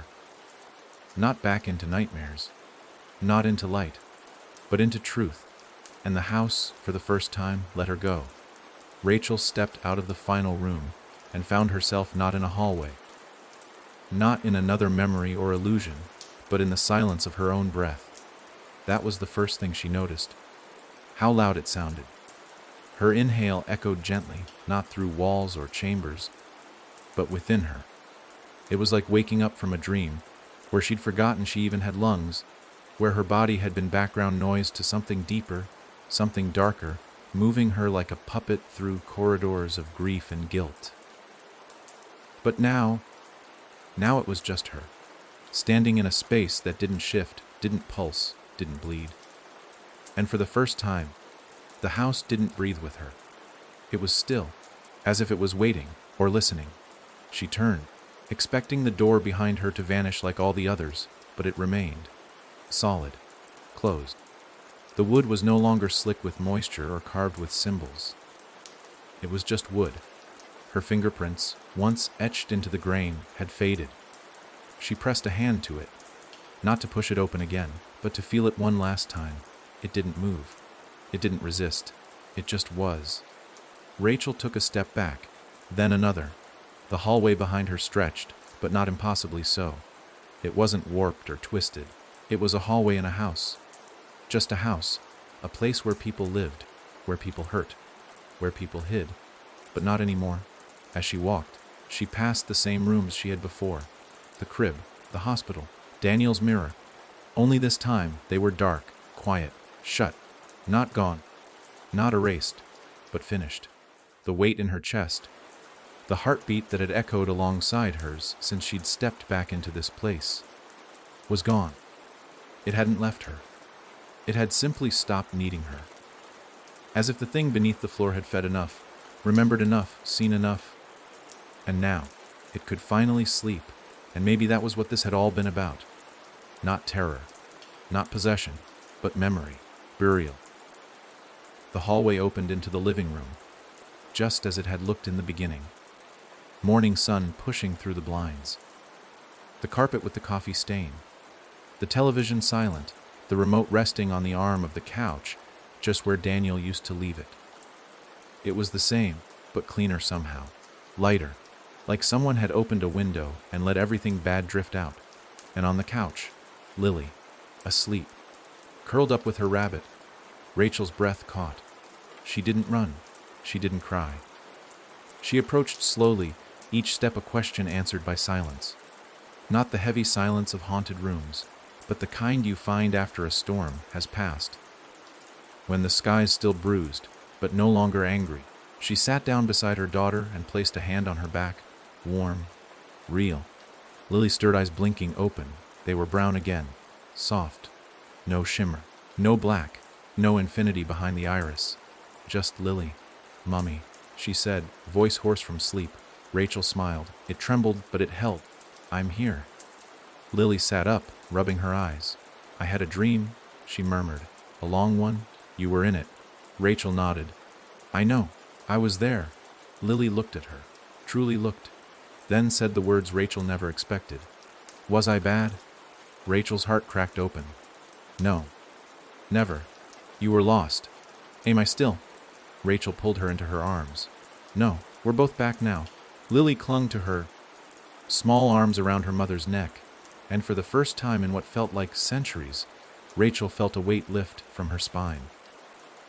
Then came a sound, not a whisper, not a creak, just the front door. Unlocking, she turned to look. The knob turned, the door opened, and outside, sunlight. Not artificial, not cold and calculated, but real. Warm, honest. The trees were still crooked, the grass overgrown. But it was the world, the real one. Rachel stood, lifting Lily in her arms. They walked to the threshold, and there it was, freedom. Not a dream, not a trick. The house behind her didn't groan. It didn't try to seal itself. It didn't beg her to stay. It just watched. A presence without malice. The same way a grave watches over the dead. Rachel stepped outside. Her feet met soil. Not warm, not cold, just earth. She turned once to look at the house. It looked smaller now, sadder, like a memory that had run its course. And as she stared, the door quietly shut. Click, no slam, no scream, just finality. Lily whispered into her neck, "Are we done now?" Rachel kissed her temple. "We are." And as they walked down the path, barefoot, blinking against the morning light, Rachel didn't hear footsteps behind them. The house didn't follow. It had let go. But as they reached the edge of the trees, just before the road that would take them anywhere else, Rachel looked up and saw something on Lily's arm, a mark, faint, shaped like a circle within a circle, pierced by a single line, and it was fading, slowly, like a scar that had finally decided to heal. Rachel didn't speak. She just held her tighter and stepped forward, because they weren't escaping. They were beginning again. And this time, the floor was hers, even as they walked farther from the house, even as the woods broke into open fields and the air warmed with the breath of a real sky. Rachel couldn't shake the feeling that something was walking a step behind her. Not a shadow, not a presence, something more subtle, like a thought she hadn't finished thinking, or a name she'd forgotten to say. She didn't dare look back, because she was afraid of what she might not see. Silence can be worse than ghosts, and when the quiet follows you this closely, it means it remembers where you live. Lily hadn't spoken since they left the edge of the trees. Her small body clung to Rachel's chest, her head resting on her mother's shoulder, and though her breathing was steady, there was a stillness to her that didn't feel like sleep. It felt like pause, like she was being held in place by something inside herself, something coiled and listening. They found a road, eventually. Not one she recognized, but one that was paved, one that bore tire marks, and that was enough. She walked for what felt like miles, each step both freeing and exhausting. Her legs ached in places that weren't entirely physical. Her breath still carried a slight echo, as though the house had left a twin inside her chest. By the time a rusted blue pickup truck rolled into view on the horizon, her arms were trembling with the effort of carrying Lily, but she didn't dare set her down. The truck slowed as it reached them, dust curling around its tires. The driver was an older man, his skin baked by sun and time, with eyes that squinted from habit rather than suspicion. He rolled down the window with a screech. "You two all right?" Rachel opened her mouth and hesitated. Her voice felt buried. "We just need to get away," she finally managed. The man nodded slowly. "You want a ride or a story?" Rachel blinked. "What?" "People come from that direction either needing one or the other," he said, pointing back toward the forest. "Sometimes both." She stared at him. "I think I need both," she whispered. He didn't ask questions, just opened the door, waited for her to climb in, and drove. The road unspooled behind them, ribboning through hills and fields. Rachel kept her eyes forward, afraid that if she looked into the side mirror, she might catch a glimpse of the house, cresting the horizon like a secret smile. An hour passed in silence. 2. Lily finally stirred. She sat up in Rachel's lap, eyes still fogged from sleep or something like it. "Mummy," she said, soft but certain. "It's not over." Rachel stiffened. The driver didn't react. Either he didn't hear, or he'd heard worse. Rachel whispered, "Why not?" Lily didn't answer. She reached into her pocket and pulled out something Rachel had never seen before. A key. Iron. Blackened with age. The teeth were wrong. Bent. Uneven. Rachel's mouth went dry. "Where did you get that?" Lily looked up. "She gave it to me. For later." Rachel took it from her gently, afraid it might burn her fingers. It didn't. But it was warm. Not heated by sun or skin. Warm like something sleeping inside it. The truck rolled to a stop at a gas station surrounded by nothing but empty road and dry grass. Rachel thanked the man. He nodded, tipped his hat, and drove off without another word. Inside the gas station, the fluorescent lights buzzed like insects in a jar. The air smelled of burnt coffee and bleach. Rachel asked for the restroom and took Lily with her.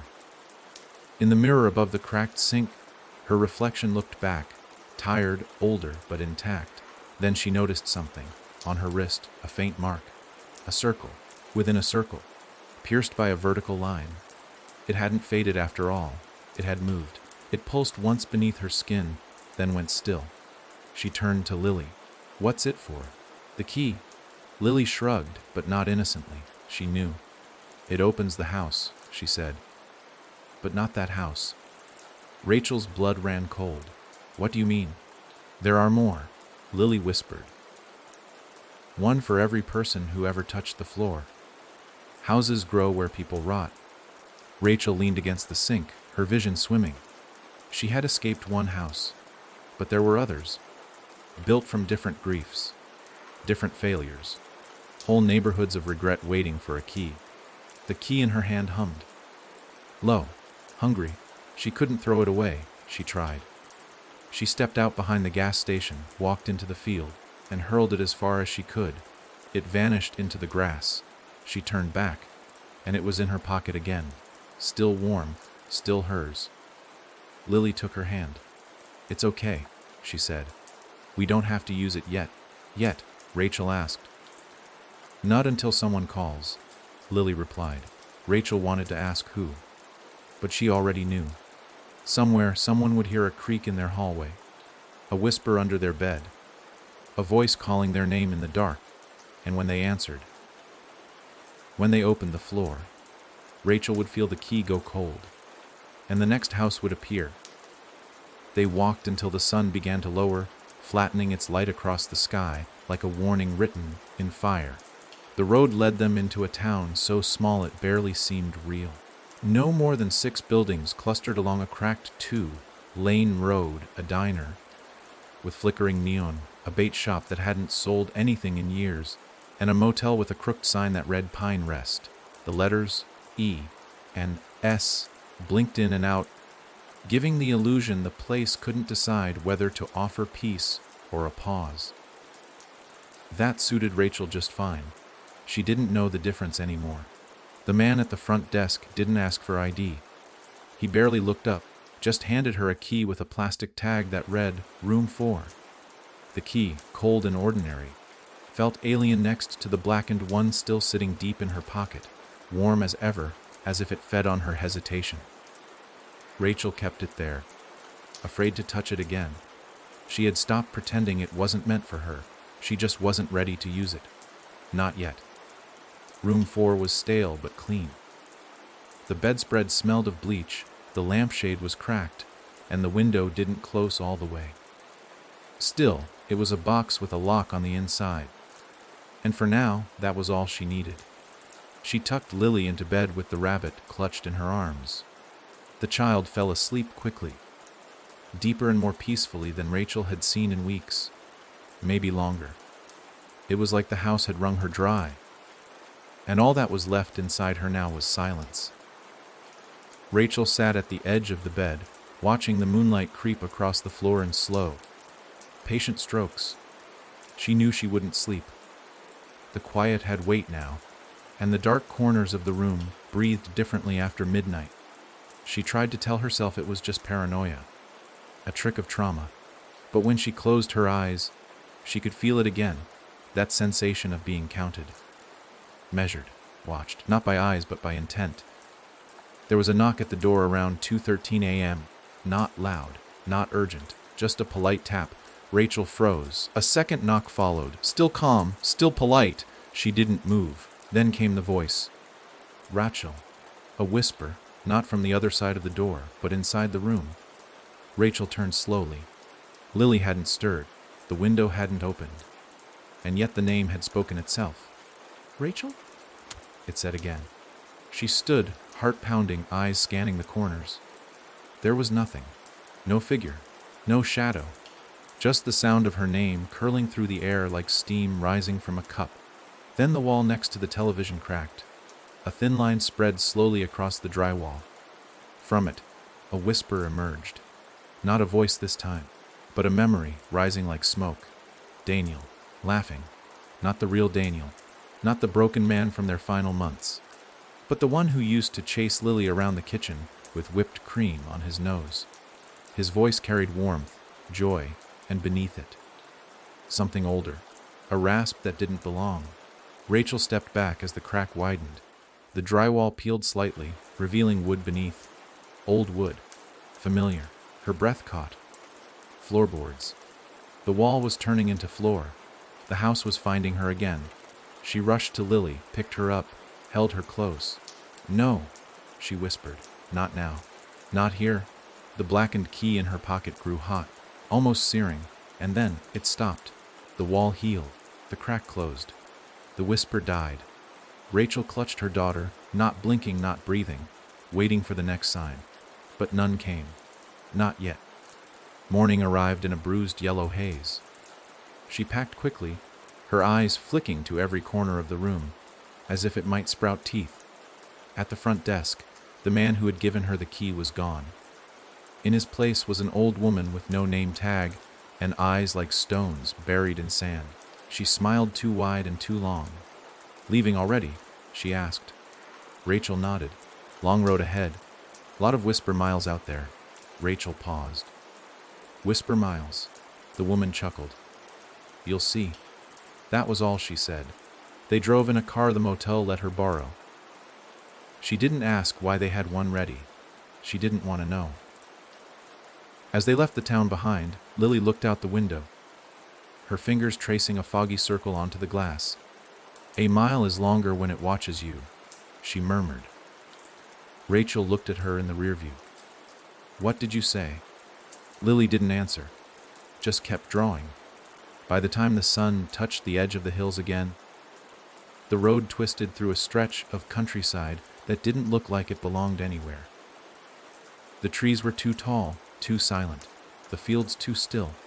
No birds, no signs, no fences, just an endless line of space that bent subtly as if trying to shake them off its back.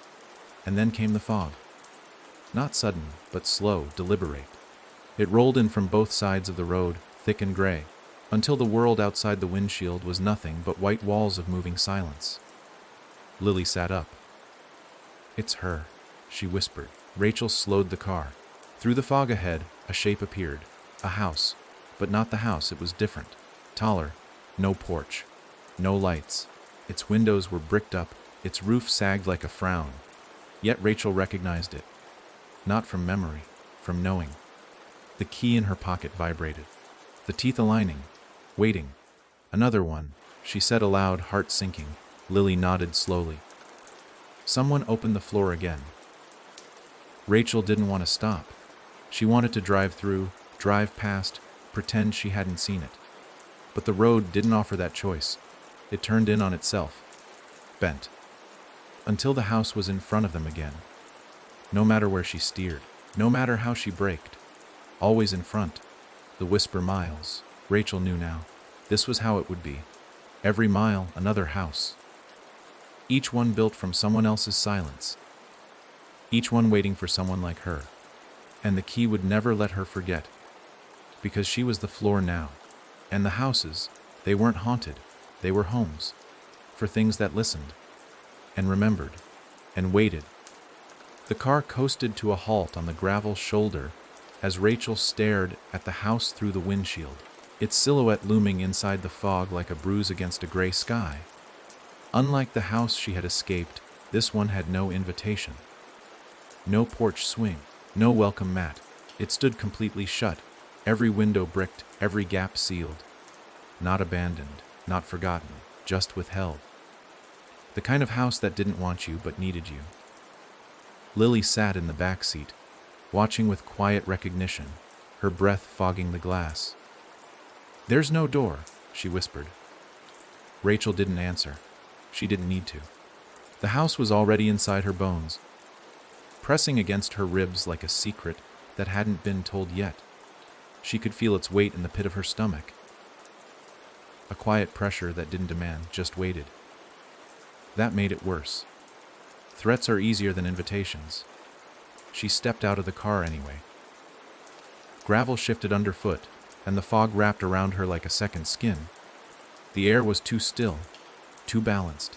Even the wind had made a deal to stay out. She walked toward the house, heart pounding so hard it felt like it was echoing through her teeth. There was no path leading up to it. No signs of life. No signs of death, either. Just a perfectly preserved monument to a story no one had written yet. As she reached the front wall, she ran her hand along the brick. Rough. Cold.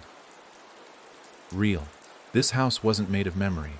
It wasn't testing her mind or pulling from her past. This was someone else's silence. Someone else's shame. But that didn't matter. She was here now, and that meant she had to listen. She walked the perimeter once.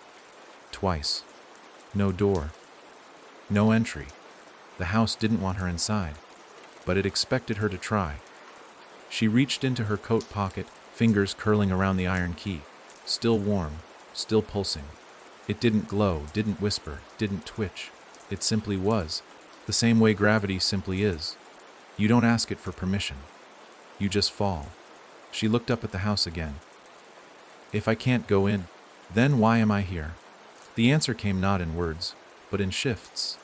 A tremor beneath her feet, not an earthquake, not something external. It was under the gravel, beneath the earth. Something else was moving. And then the ground opened, not violently, just quietly, like it had always been planning to. Right behind the house, a cellar door rose out of the fog-choked field. Wooden, splintered, and unmistakably familiar. Rachel walked toward it, Lily trailing behind without being told. When Rachel gripped the rusted metal handle, it came away with a squelch, as if the wood had skin. She pulled. The door groaned open, not like Hinge's, but like breath being dragged through cracked lungs. The stairs descended into nothing, deeper than should have been possible. They weren't made of wood or stone.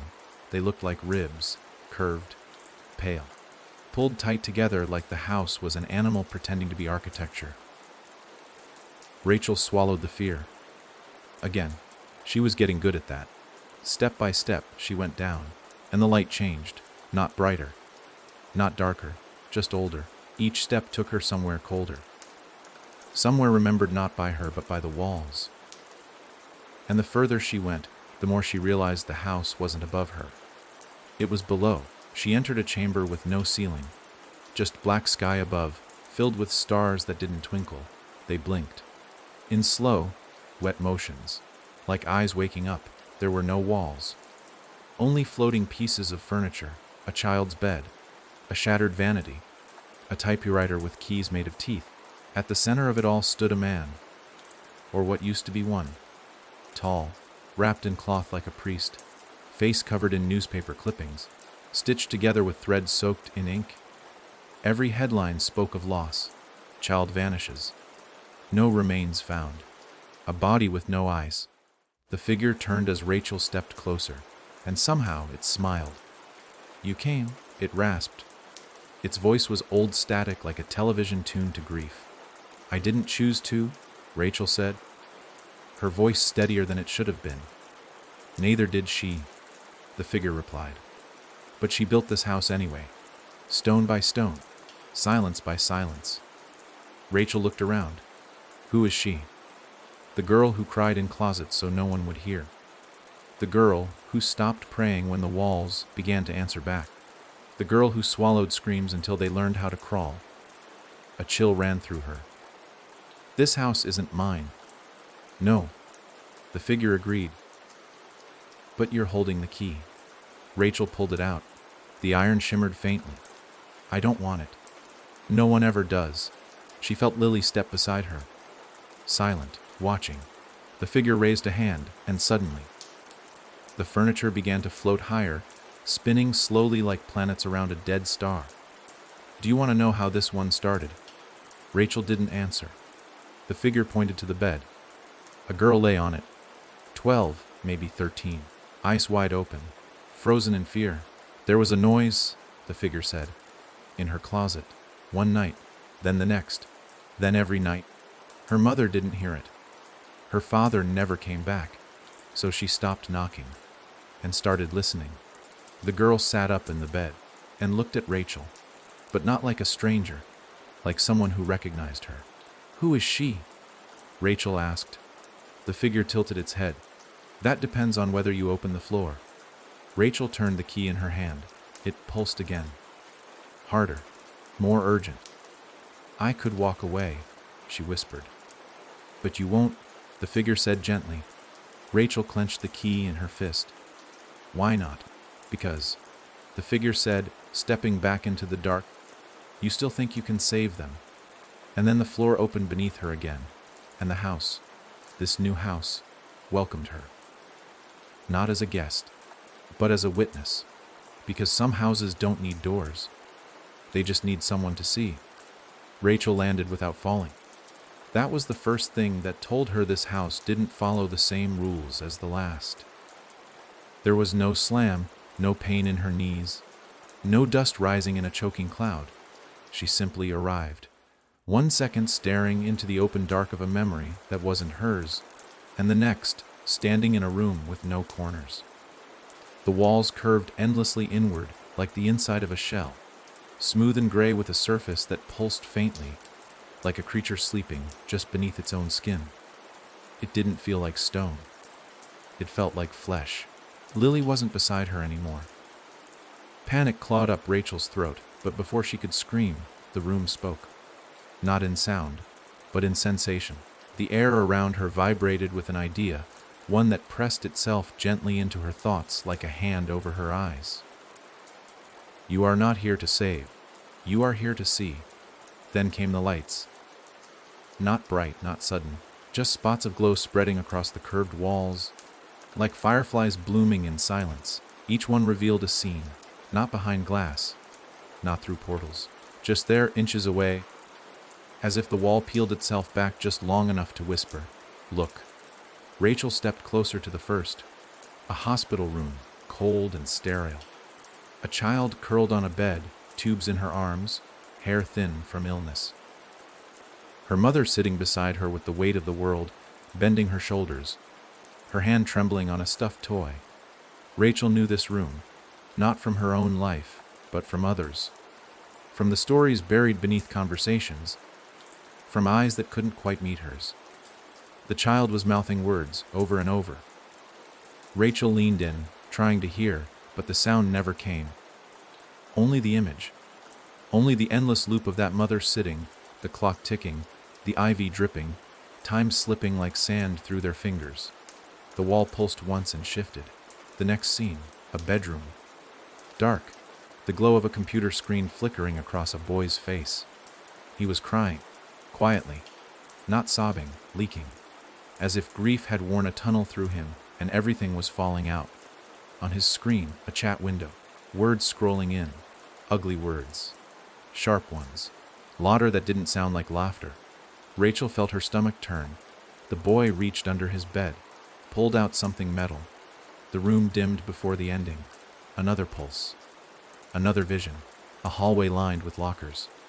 A girl standing alone while others passed her by, their faces blank, their mouths open but mute. She stood like a statue, arms hugging her own ribs, and in her pocket, Rachel saw it, a key. The same black iron, teeth twisted, pulsing. The girl looked up, and her eyes met Rachel's, and she saw her, and whispered, "Do you hear them too?" Rachel backed away, the wall sealed. The room exhaled. "You are not here to stop it. You are here to know it happened." She didn't understand. Was this punishment? Was this what the key had unlocked? A front row seat to the worst truths that people buried under locked doors and shallow graves. "Why show me this?" she said aloud, her voice trembling with the effort to stay upright. And the answer came, not in speech, but in the echo of thousands of footsteps, not toward her, away, as if countless people had passed through this room and then gone on, carrying what they'd seen like a splinter lodged in the mind. Rachel turned. A final wall opened. This one wasn't a memory. It was now a house, small, familiar, a woman inside, rocking a baby while staring blankly at a television set showing static. Outside, a man smoked a cigarette with trembling hands. The baby cried. The woman didn't move. And under the crib, the floor had cracked, just slightly, a whisper rising. Rachel recognized the look on the woman's face. She had worn it herself. "Not now. I can't. Just one more hour." But the house doesn't wait. The floor doesn't sleep. And Rachel knew what this room wanted her to understand. She couldn't save everyone. Not every house was hers to enter. Not every floor was hers to seal. But witnessing meant carrying the truth, holding it, speaking it. Because the things people don't talk about, the things they refuse to name, build rooms of their own. And silence. Silence was the architect. Rachel clenched her fists. "I see it," she whispered. "I see them. All of them." The walls pulsed once, and opened. Light. Real light. Not the blinding white of some hollow redemption, but morning. Gentle. Golden. Honest. Rachel stepped through it, back onto the grass. The house behind her was gone. No collapse. No fire. Just gone. Like it had packed itself into a box and slid back into the cracks of the world. Waiting. Lily stood beside her again, as if no time had passed. She looked up, eyes solemn. Wise beyond her years in a way that made Rachel's heart ache. "You saw it?" she asked. Rachel nodded. Lily held out the key. Still black, still pulsing. But lighter now. It didn't burn anymore. It waited. Rachel looked out at the road ahead. Whisper miles stretched in every direction. But now she knew what they were for. Not punishment. Not burden. They were paths to places no one else dared walk. To rooms built from sorrow. To people slipping through the cracks. And she was the one with the key. Not to unlock them, but to witness. To remember. To carry. Because the house would always call. And now, finally, she knew why she always answered. The road was quiet, but not empty. It hummed with something beneath the silence, like a string pulled taut just below hearing. Rachel felt it in the soles of her feet, in the spaces between heartbeats, in Lily's hand resting calmly in hers. They walked now, not out of necessity, but because something inside her said the car wouldn't work where they were going next. The houses came faster now. Not physically, not literally rising out of the ground every mile or so, but in feeling, in presence. They didn't need walls anymore to make themselves known. She could sense them with every step. Rooms that trembled behind people's smiles. Basements that echoed under soft laughter. Whole wings of memory sealed off in the bodies of strangers, and they were all waiting. Waiting for the one who held the key. Rachel had come to understand the rules, or at least the absence of them. The key didn't respond to screams. It didn't seek pain. It moved for silence. The kind so dense and old it pressed the air out of your lungs before you realized you'd stopped breathing. She wasn't being sent to exorcise or rescue. She was being sent to witness, to carry, to remember the names of those the world forgot, the ones who never made the news, never got a grave, never even got an apology. She had seen them now, and the house, whatever it was, trusted her to keep seeing.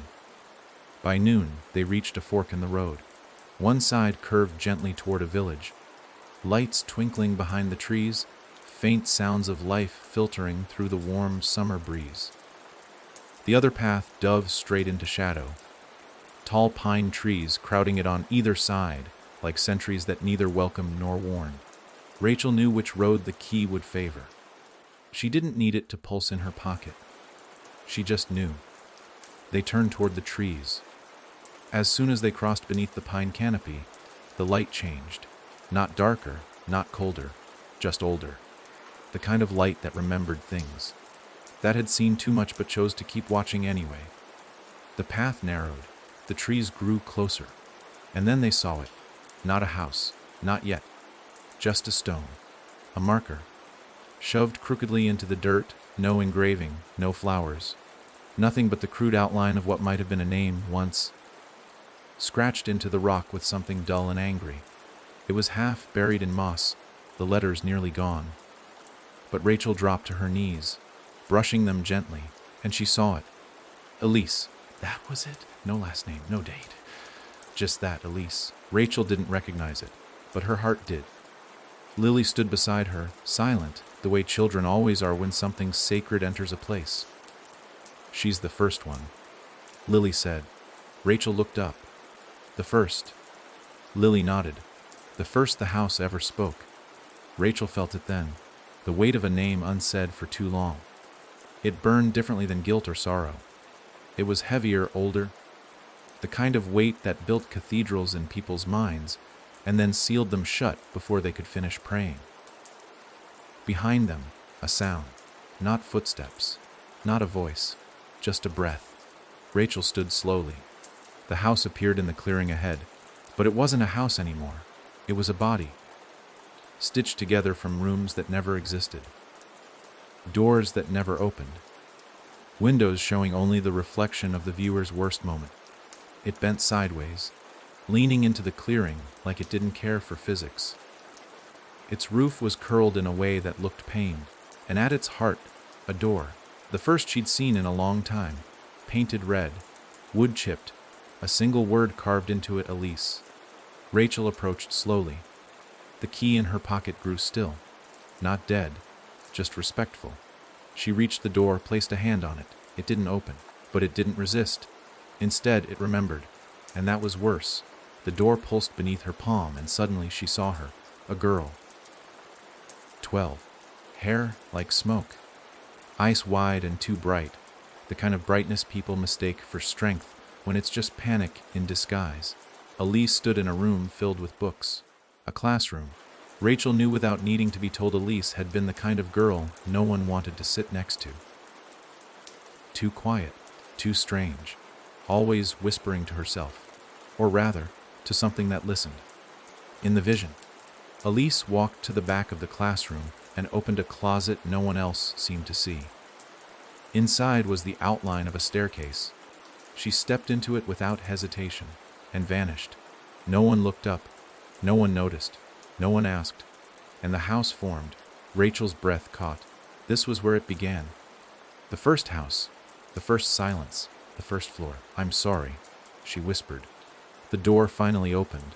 No creak, No gust of cold, just a gentle swing inward, revealing a hallway lit with old paper lanterns. Rachel stepped inside. The walls were covered in writing, scribbles, notes, fragments of thoughts. Thousands of voices, layered one atop the other until they became unreadable. And then one stood out. I told the wall my name, and it kept it. The sentence shimmered, written over and over, different handwriting each time, some jagged, some childlike, some broken. Rachel followed the hallway until she reached the final room. There, sitting on the floor, Elise, still 12, still afraid, still waiting. She looked up when Rachel entered. "You came late," she said, not angry, just aware. "I didn't know," Rachel said. "No one ever does," Elise replied. "That's how it wins." Rachel sat beside her. For a long time, neither of them spoke. The room didn't demand it. The house didn't rush it. Eventually, Elise reached out and placed something in Rachel's hand. Not the key. A stone. Identical to the one outside. "Mark the next," she said. "When it happens again." Rachel nodded. She understood now. The key opened the houses. The stone remembered the names. One to enter, one to carry. She stood, turned to go, and looked back one final time. Elise was gone, but the room still whispered her name. Over and over. Elise, Elise, Elise. And when Rachel stepped outside, the clearing was gone. The house was gone, but the stone remained. Now standing perfectly upright. The name clearer. A promise made. That no silence would last forever. There were fewer roads now, fewer signs. As Rachel and Lily pressed onward, the land seemed to flatten into something not quite real. Just long stretches of stillness interrupted by occasional gusts of wind that whispered without sound. Every town they passed had one house that looked wrong. Not broken, not haunted. Just wrong in the way an unfinished sentence lingers on the tongue. The windows too square. The roofline sagging as if under a weight no architect ever planned for. She didn't need the key to tell her which ones to notice anymore. She just knew. But this time, the house came to her. They were walking beside a quiet stream, a place with no name, when Rachel saw the reflection of a house that wasn't there. The water held it clearly, tall, narrow, with windows blinking open and shut like eyes adjusting to light. When she turned to face where it should have stood, there was nothing but grass, yet in the water it remained. Clear, inviting, waiting. Lily didn't speak. She didn't need to. Rachel stepped into the water. It wasn't cold. In fact, it wasn't anything. No temperature. No resistance. Like walking into a thought you hadn't had yet. The moment her foot broke the surface, the world tilted, and the reflection swallowed her. Suddenly, she was inside. Inside the house that only existed in memory. This one was different from the rest. The walls breathed, not metaphorically, not symbolically. They expanded and contracted, soft and slow like lungs half asleep. The wallpaper was patterned with moths, thousands of them.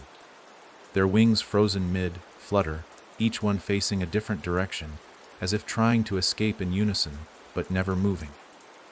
The light in the hallway came not from bulbs or windows, but from the seams between the floorboards. A glow pulsed up through the cracks, slow and steady like a heartbeat. Rachel walked. The air was heavy with a tension she couldn't name. Not fear, but anticipation. The kind of hush that lives in the moment right before someone confesses something terrible. Then came the door.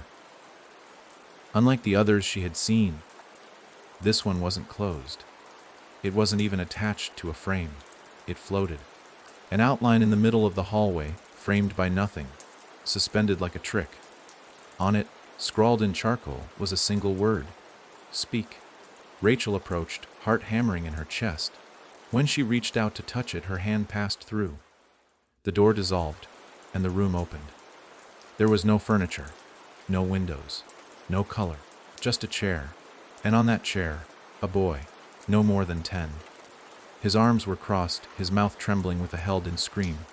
And around him, scrawled on the walls, were phrases, half-finished thoughts scratched deep into the surface. I didn't mean to.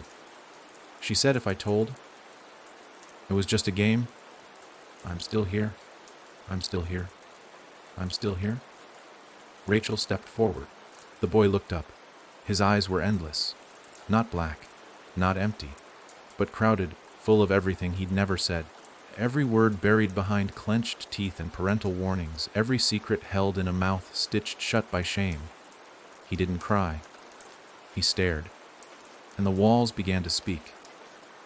Not with voices, but with her own thoughts.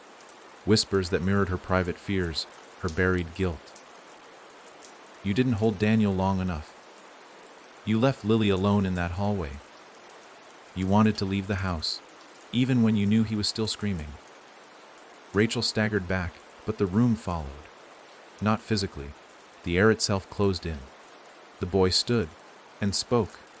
You came here to see, but now you have to answer. Rachel felt the key burn in her pocket again, harder this time. Not pulsing, throbbing, judging. What is this place? She demanded. The boy took a step closer. This is where the house listens. To what?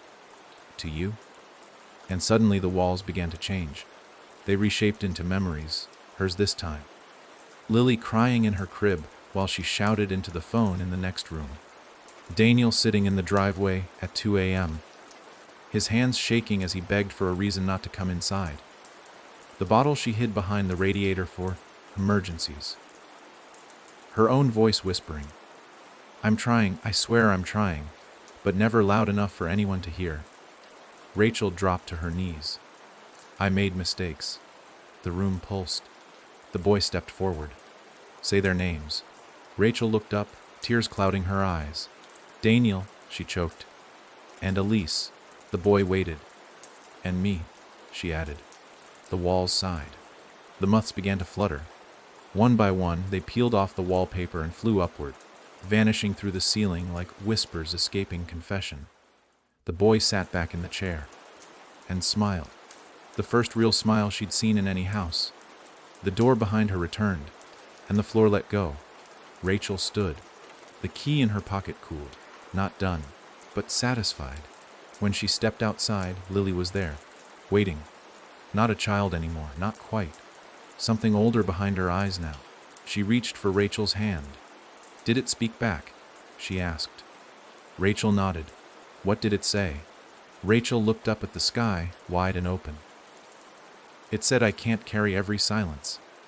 But I can carry some. And together they walked on, toward the next whisper, the next house. Not to save, not to fix, but to witness, to speak where others could not, to name the things that were never meant to be forgotten. Because now Rachel understood, the house never wanted her to stop the dark. It wanted her to shine light inside it. They reached the next town by dusk. Not a town, really, more of a scar. Buildings slouched under the weight of rust and silence. Windows boarded not to keep people out, but to hold something in. The streets weren't empty, but no one walked them. Lights flickered in upper floor apartments. Televisions blinked in shadows, but no faces peeked out. It was as if the town was mouthing a secret with no sound. Rachel didn't ask Lily where they were. She already knew they were exactly where the key wanted them to be. This house didn't stand alone like the others. It was crammed in a row of red brick buildings, narrow and tall, its door sealed with a chain thick as a forearm. Metal bolts lined the windows like someone had tried to cage the air inside. The number on the mailbox was painted over again and again. Layers of black trying to blot out history. Lily didn't speak. She just pointed. The key grew heavy. Rachel approached slowly, and as she reached the door, something unexpected happened. The chain unraveled itself, not with violence. No clang, no rattle. It simply fell to the ground like it had been pretending to hold things shut. The door creaked open half an inch. Inside, the house sighed. The moment Rachel stepped through, it closed behind her, not loudly, not to trap, but to seal. Like it was trying to make sure the world stayed outside this time. The air inside the house smelled of ink and dust. Books lined every wall. Not shelved, stacked. Towers of them reached toward the ceiling, some toppling into each other, some held in place by the weight of belief. Each book had no title on its spine, no author, no cover art. Just a name etched in small, precise handwriting: Marcus Bell. Thousands of them.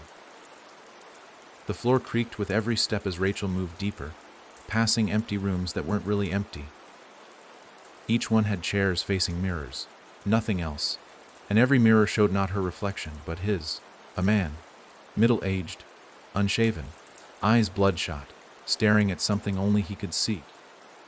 In each mirror, he moved differently, some crying, some screaming, one punching his own face until blood smeared the glass. Rachel reached out to touch the nearest mirror. It rippled and pulled her in. Suddenly, she stood in a kitchen, dim and flickering.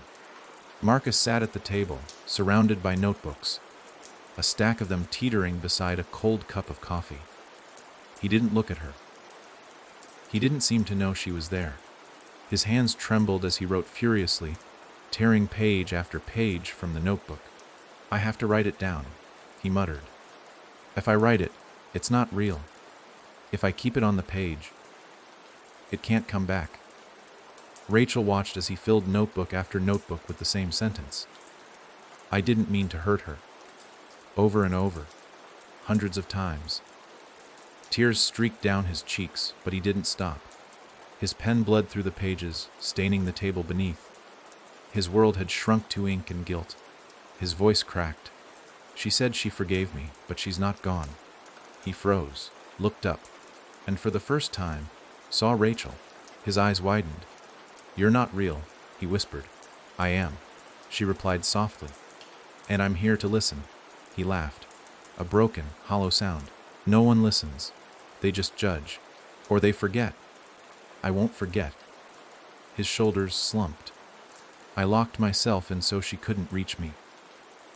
I thought if I kept every version of her behind words, she'd stay trapped. But it doesn't work.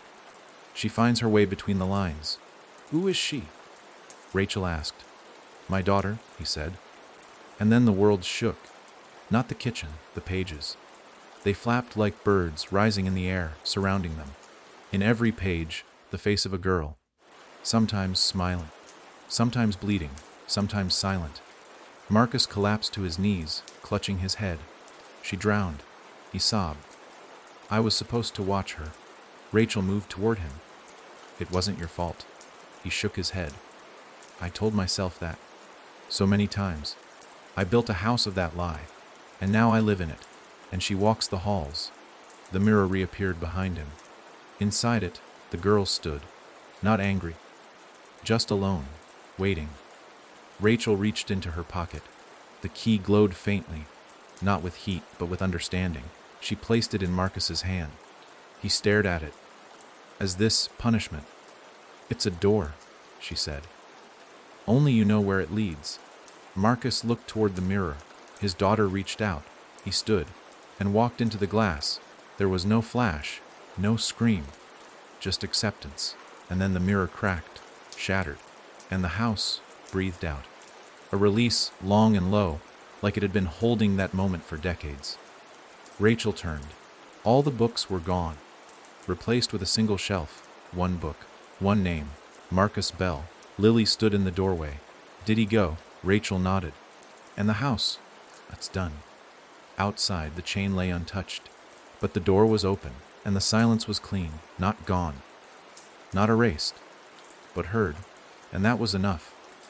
They left the town behind as the sun burned low in the sky, dragging long shadows across the pavement, like warning fingers stretched toward whatever lay ahead. The road narrowed again, thinned until it was barely more than a scar cutting through a dense thicket of overgrown trees. No signs, no homes, not even birdsong. Just the hum of Rachel's own breath and the rhythmic pad of Lily's shoes beside her. But there was something different this time. An itch in the air, a tension coiled not in fear, but in expectation. The world wasn't just waiting for them. It was leaning forward. When the house finally appeared, it wasn't alone. It sat at the center of a circle of trees, hunched like a secret, its windows dark, its shingles curled like dried skin. But around it, nailed to the trunks of the trees, were drawings. Hundreds of them. Yellowed paper, ripped notebook pages, scraps of cardboard, all bearing the same hand, a child's. Crayon, pencil, marker, all used to carve out scenes too vivid, too detailed. For someone so young, Rachel approached the nearest tree. The drawing showed a bedroom, a girl standing beside a wall, a shape just behind it, bigger than her. Watching, she moved to the next. The girl again, now in a bathroom, her hand pressed to the mirror. Her face looked different, older, sadder, but the shape was still there. Closer, another drawing, a hallway. The girl standing in the dark, the shape now reaching for her, and the caption scribbled at the bottom in shaky, all caps letters, I tell you, TT, mile SDDNT. Rachel turned to Lily, who was staring not at the drawings, but at the house. She's still inside, Lily whispered. Oh, the girl. Her name is Kara. She never left, because the walls said they'd keep her secret. Rachel felt the key stir in her pocket again, not urgent this time, more like guilt. A slow churn, like something that had waited too long to be noticed. The door to the house wasn't locked. It wasn't even closed. It hung ajar, a breath caught mid-exhale. Rachel stepped inside. The air was thick with dust and something else, like old paper soaked in memory. Every wall was covered in writing, not words, marks. Tally marks scratched with fingernails and broken pencils. Dozens, hundreds, some crossed out, some circled. It looked like someone had tried to count something that refused to stay still. In the living room, a chair faced a television playing static. On the screen, faint images flickered in and out. Frames of a girl sleeping, a hallway, a door slowly opening. Rachel stepped toward it. The TV screen rippled. And then she was inside, not metaphorically. She stood in the very hallway from the drawings. It pulsed with something unspeakable. A fear too old to explain and too deep to dismiss. The girl stood at the end, small, barefoot, wearing a nightgown stained with age. Kara. She turned slowly, her eyes wide, unblinking. Are you the one the house sent? She asked. Rachel swallowed. I'm here to listen. No one ever listened, Kara said. I told the walls. I told the floor. I screamed into the pipes. But they only whispered back. What did they say? That if I stayed quiet, the shape would go away. That if I kept the secret, I'd stay safe. Her voice cracked. But it didn't leave. It just moved inside. Rachel took a step closer. Where is it now? Kara lifted her shirt. Her stomach was a canvas of scars, letters carved into her own skin. See, she whispered. I gave it all my words. Now it lives in the silence. Behind her, the wall split open. No noise. No dust. Just parting, like a mouth. And inside, nothing. A hollow darker than black. The shape stepped out. It wasn't monstrous. It wasn't grotesque. It looked like a man. Tall, clean, shaven. Wearing a suit. But his eyes were mirrors. Rachel saw herself in them. Tired, fractured, guilty. Who are you? She asked. The figure smiled. I'm what she made. What she fed. What they all feed. He stepped closer. Every time they made her say, I'm fine. Every time they told her to be quiet. Every time they looked away. I grew. Kara backed away, trembling. I don't want you and me anymore. You don't have to want, the figure whispered. You already did. Rachel pulled out the key. It screamed in her hand, not with sound but pressure. Pain shot through her arm, her teeth, her skull, and then Lily stepped forward.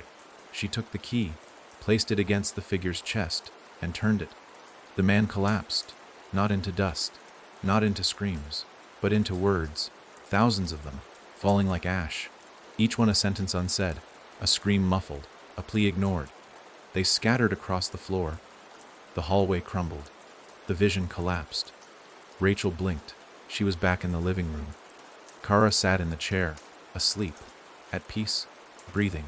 For the first time in years, maybe. Outside, the drawings had vanished, all but one, tacked to the door. A girl holding hands with a smaller girl, both standing in the sun. A caption below it, neat and quiet. This time, someone listened. Rachel and Lily turned. The wind had picked up. The next house waited. And this time, it was calling by name. The next house didn't wait for them to find it. It followed. At first, Rachel didn't understand. They had left the woods behind, had walked through 2 towns without hearing the key stir once. She'd started to believe, naively, that maybe the road was quieting. That maybe there was a stretch of stillness before the next name. But every night, without fail, she woke up in the same room. Not a dream, not a vision, a room. Always the same one, no matter where she laid her head, dim, windowless, smelling of mold and old grief. The wallpaper peeled in long strips, curling at the corners like they were trying to escape the wall. There was a bed, a chair, and always a mirror turned to face the wall. She never touched it. She never dared. The first night she dismissed it. The second, she tried to wake up. By the third, she understood. The room wasn't in her dreams. It was real. And worse, it was getting closer. During the day, the air around her started to hum again. The same way it had before the house with no doors, before Elise's name etched itself into stone. This time there was no address, no broken gate or rotting porch. This time it waited until dark. That night, as the sky turned the color of rust and ash, Rachel stopped walking. She didn't say anything to Lily, didn't need to. The girl simply sat on a nearby log, pulling her coat tight, watching the horizon like it owed her an apology. Rachel pulled the key out of her coat and held it to her chest. It didn't pulse. It vibrated, like it was afraid, and then darkness fell completely. Not gradually, like someone turned out the sky, and the room appeared, no transition. One moment under trees, the next inside it. Rachel stood in the exact same room from every night, but this time she wasn't alone. There was someone on the bed, a woman, late 40s, pale skin, hair tangled like roots pulled from the dirt. She sat with her back to Rachel, shoulders hunched, whispering into her hands. Rachel didn't move. The woman turned her head slightly, just enough to speak over her shoulder. "He won't come in if the mirror faces the wall." Rachel froze. "Who won't?" "The man in the ceiling." That should have sounded mad. Should have been some nonsense phrase mumbled by a mind long gone. But Rachel had seen too much by now. She knew how the house moved. Knew it didn't invent these things. It held them, carried them, fed them. "What's your name?" Rachel asked. The woman didn't respond for a long time. Then, "Marla." Rachel stepped closer. "How long have you been here?" Marla shook her head. "I never left. Not after he took the boy." Rachel's heart sank. "What boy?" "My son, Louis. He used to sleep in that bed." She pointed to the mattress, the sheets soaked through with some dark stain. Rachel didn't want to investigate. "One night," Marla whispered, "the ceiling started breathing." Rachel looked up. Nothing there. No fan. No vent. Just a flat, cracked surface painted the same color as the walls. But it wasn't still. Not entirely. It moved. Small pulses, barely visible, like something underneath, stretching. He asked for help. Marla continued. "I heard him whisper. He was scared. But the mirror, it was facing out that night." Rachel turned toward the mirror, still turned to the wall. Marla followed her gaze. "He hates the mirror. It shows him what he is." Rachel walked slowly toward it, heart hammering. "Don't turn it," Marla said. "Please. He'll know. He always knows." Rachel hesitated, but she had learned something important. The house didn't trap you for cruelty. It made you look. It forced you to see. She reached for the mirror, turned it, and saw herself, but not as she was, as she had been, years ago, in a hospital bathroom, eyes red, voice hoarse, clutching a phone in one hand and a bloody rag in the other. She looked into the reflection, and her own voice whispered, "I just need one more chance." Rachel staggered back. The mirror cracked, not shattered, not broken, just a long, jagged line through her face. Then came the knock, from above. The ceiling bulged, and something stepped out of it. Not through a hatch, not from a hole. It simply parted, and the shape emerged. Tall, lank, draped in darkness like fabric. Its face was featureless except for a mouth. No lips, just skin stretched into a permanent smile. No teeth, no depth, just the idea of happiness gone wrong.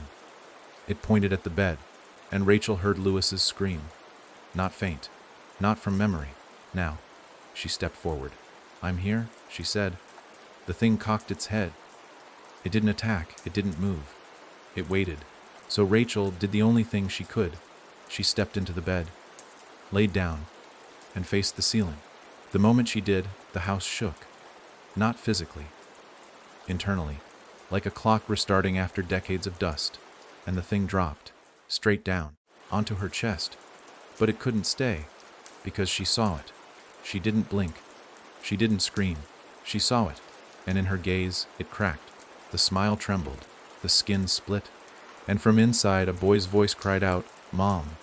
The thing turned to Marla, who finally stood, walked forward, and whispered, "I'm sorry." She didn't say it to the creature. She said it to herself, and the shape collapsed. No scream, no light, just vanished. The room turned quiet. Marla fell to her knees, sobbing. Rachel stood, slowly. The mirror had healed, and her reflection smiled. Not the thing's smile, hers, the real one. For the first time in what felt like years, she turned to Marla. "He's not gone. He's safe." Marla nodded. "I know." The room began to fade. The walls turned to smoke, and Rachel was back outside under the stars. Lily beside her, the road stretching forward. But this time, Rachel didn't feel the weight of it. She felt ready. Because now she understood. Some rooms only exist at night. But that doesn't mean they can't be walked through. Especially if you choose to face them. They walked for what felt like days, but the sun never moved. It hovered in a gray, blue sky, dull and cold, casting no shadows. Time bent around this stretch of land like a trick of the light. Rachel's legs ached, not from distance, but from something deeper, fatigue woven into her bones. Lily didn't complain. She never did. But her face had changed. Her eyes didn't hold the weight of a child anymore. They held memory now, like she'd seen 1,000 endings and still chose to keep going. The road narrowed, turned to gravel, then to dirt, and finally disappeared altogether. And then they found the stairs. Not a house, not a ruin, just a staircase, spiraling upward into open sky. No railing, no structure, no supports. It simply rose from the ground and vanished into the clouds above. No sign it had ever been connected to anything. No hint of what might wait at the top. Lily tilted her head. "This one wasn't built," she said. It grew. Rachel stepped closer, the key in her pocket turning cold, like it disapproved. Not warning her, not rejecting, just uncertain. "Does it lead somewhere?" she asked. Lily didn't answer. She was staring at the first step, her expression unreadable. Rachel placed a foot on it. Solid. Stone worn smooth by feet that no longer walked. There was a smell, faint, nostalgic, like old wood and rain-soaked linen. She took another step, then another. The sky didn't change, but the world below began to blur, not with speed or distance, but forgetting. Trees melted into fog. The horizon unwound itself. By the 15th step, there was no ground below, only mist and silence. Lily remained at the bottom, growing smaller. Rachel kept climbing. Each step brought a noise, not loud, not sudden, just fragments. A whispered apology, a slam of a door, a child's laughter that ended too quickly. By the 40th step, the staircase trembled beneath her. Then she saw it. A door, floating midair at the top of the spiral.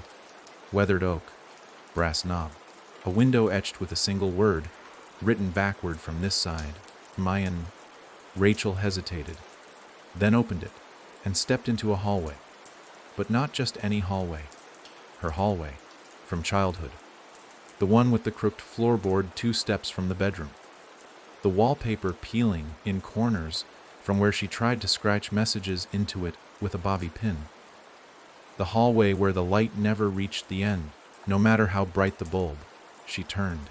Behind her, the door was gone. Just wall. The hallway stretched forward. She walked. The first door on her left was slightly ajar.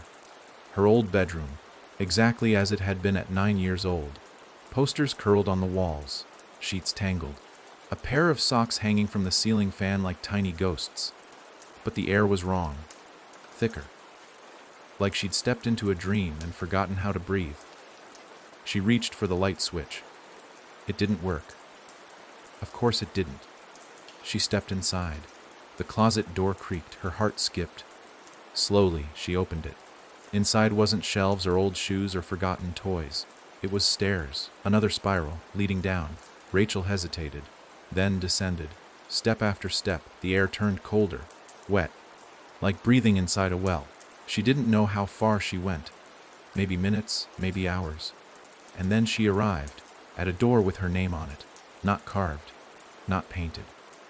Written in blood. Her blood. She recognized the pattern, the flow, the way it always looked when she picked at scabs just to feel something. The door opened by itself. Inside, a room lit only by a single hanging bulb.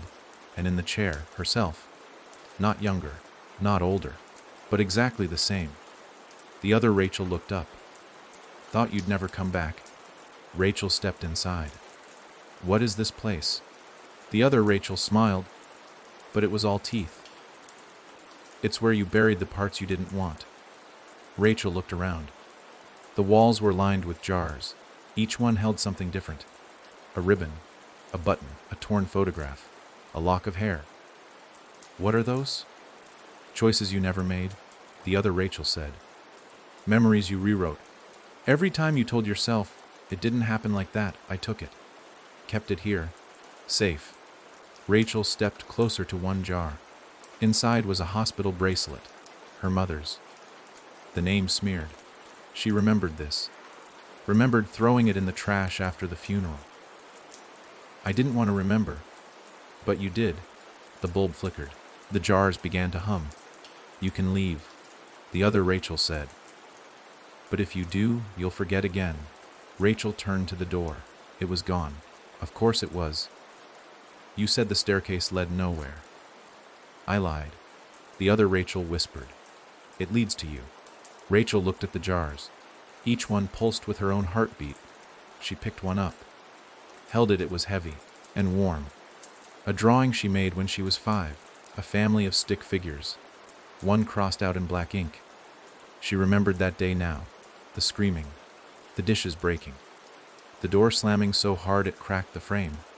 She put the jar down, turned to the other Rachel, and said, I'll take them back. One by one, she opened the jars, let them breathe, let them exist. The room darkened, then burst into light. The walls dissolved. And she was back at the top of the staircase, the door gone, the sky still gray, but her hands, full of the memories she'd once buried. Lily stood at the bottom, looking up. Rachel descended slowly. When her feet touched solid ground, she didn't collapse. She stood taller. What was at the top? Lily asked.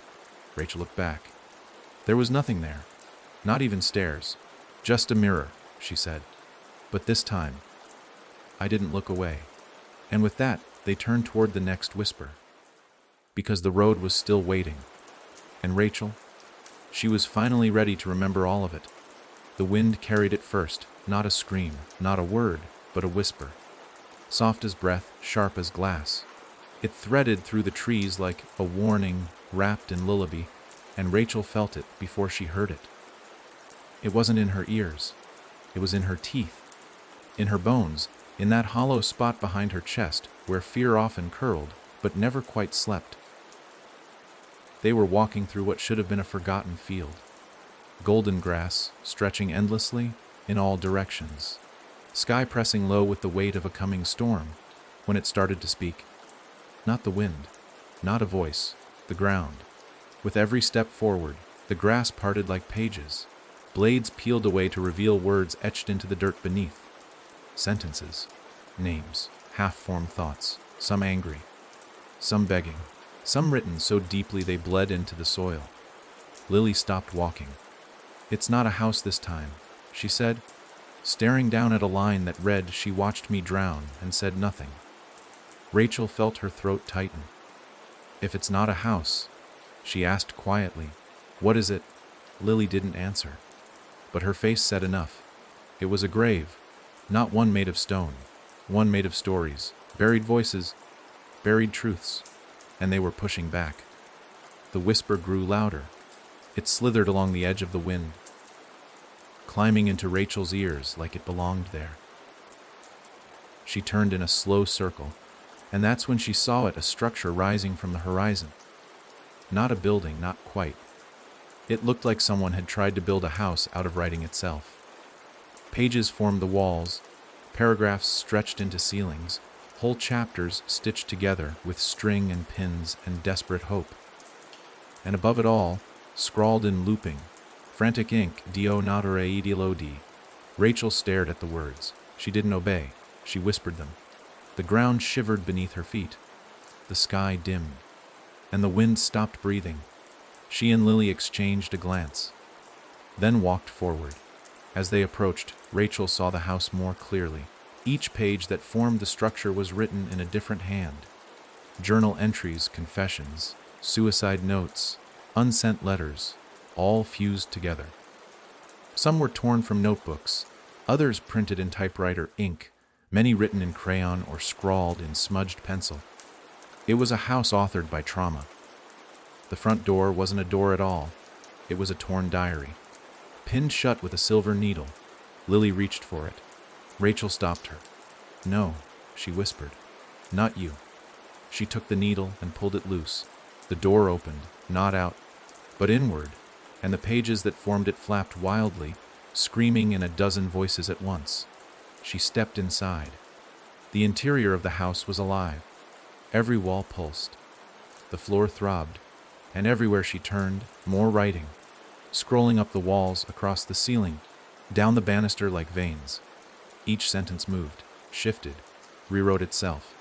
She tried to read one line, "I never meant for the fire to spread." It changed. "I told her the candles were safe." Then again, "I thought I put them out." She turned away. The whispers followed. She moved through the hallway and found a staircase leading down. The key in her pocket began to twitch, resisting, as if telling her not here. Not this. She ignored it. She had to know. The basement smelled of mildew and old fear. At the bottom, a single chair waited in the center of the room, and in it, someone sat, back turned, hair matted, arms limp. Rachel approached slowly. When she reached the figure, it spoke without turning. "You shouldn't have read it. Oh, are you?" The voice sighed. "I'm the one who wrote the first line. I was trying to forget, but the words remembered." Rachel moved to face him. A man, middle-aged, eyes hollow, ink stains on his fingers. "I kept writing," he said, trying to bury it, one sentence at a time, but it didn't stay buried. It grew, turned into this place. Why? Because someone needed to remember. Rachel knelt beside him. "What happened?" He didn't answer with words. Instead, he held up a piece of paper. She read it, and everything stopped. The room, the whisper, her heartbeat. The note read, "I'm sorry, Rachel. I tried to be brave. I tried not to be afraid. But the dark was too loud. Tell Mom I'm not mad. I just wanted peace. Love, Daniel." The words bled into her brother. His note, not one she'd ever seen, not one anyone had ever found. The man in the chair was not Daniel, but he had been the last one to speak to him. A counselor, a teacher, a stranger who didn't listen when Daniel said he was drowning. "I let him walk away," the man whispered. "I thought he just needed space. But he needed a hand. I kept writing to silence that night. I thought if I recorded enough pain, it would erase mine." Rachel was trembling. She wanted to scream. She wanted to break the chair, the house, the sky above it. But she stayed, kneeling, holding that piece of her brother in her hands. Lily appeared beside her. She looked at the man. "You gave the house your guilt," she said. "No, give her the truth." He nodded and handed Rachel a final page, his own confession, his own name. his memory of Daniel's final words. When Rachel took it, the house groaned, not in pain, in release. The walls began to crumble. Pages burned away, not with fire, but with clarity, flaking into ash as the burden of silence was lifted. The ink-stained man faded with it, his smile one of sorrow and thanks. Rachel and Lily stepped outside. Only the field remained. No structure, no trace. But at her feet something new had grown, a tree.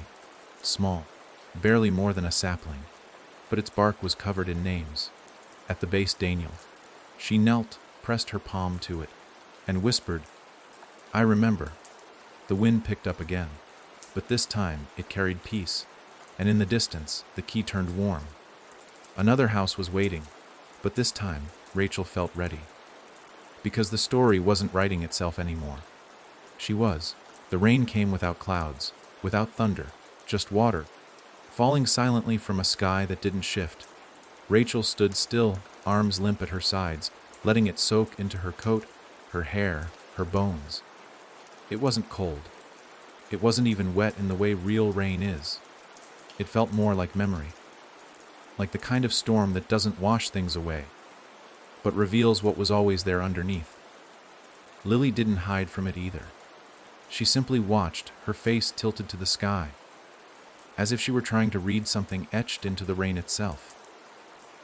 They didn't need to find the house this time. It found them. It rose behind the mist, colorless and tall, its roof lost in the fog. No path led to it. No steps invited them in.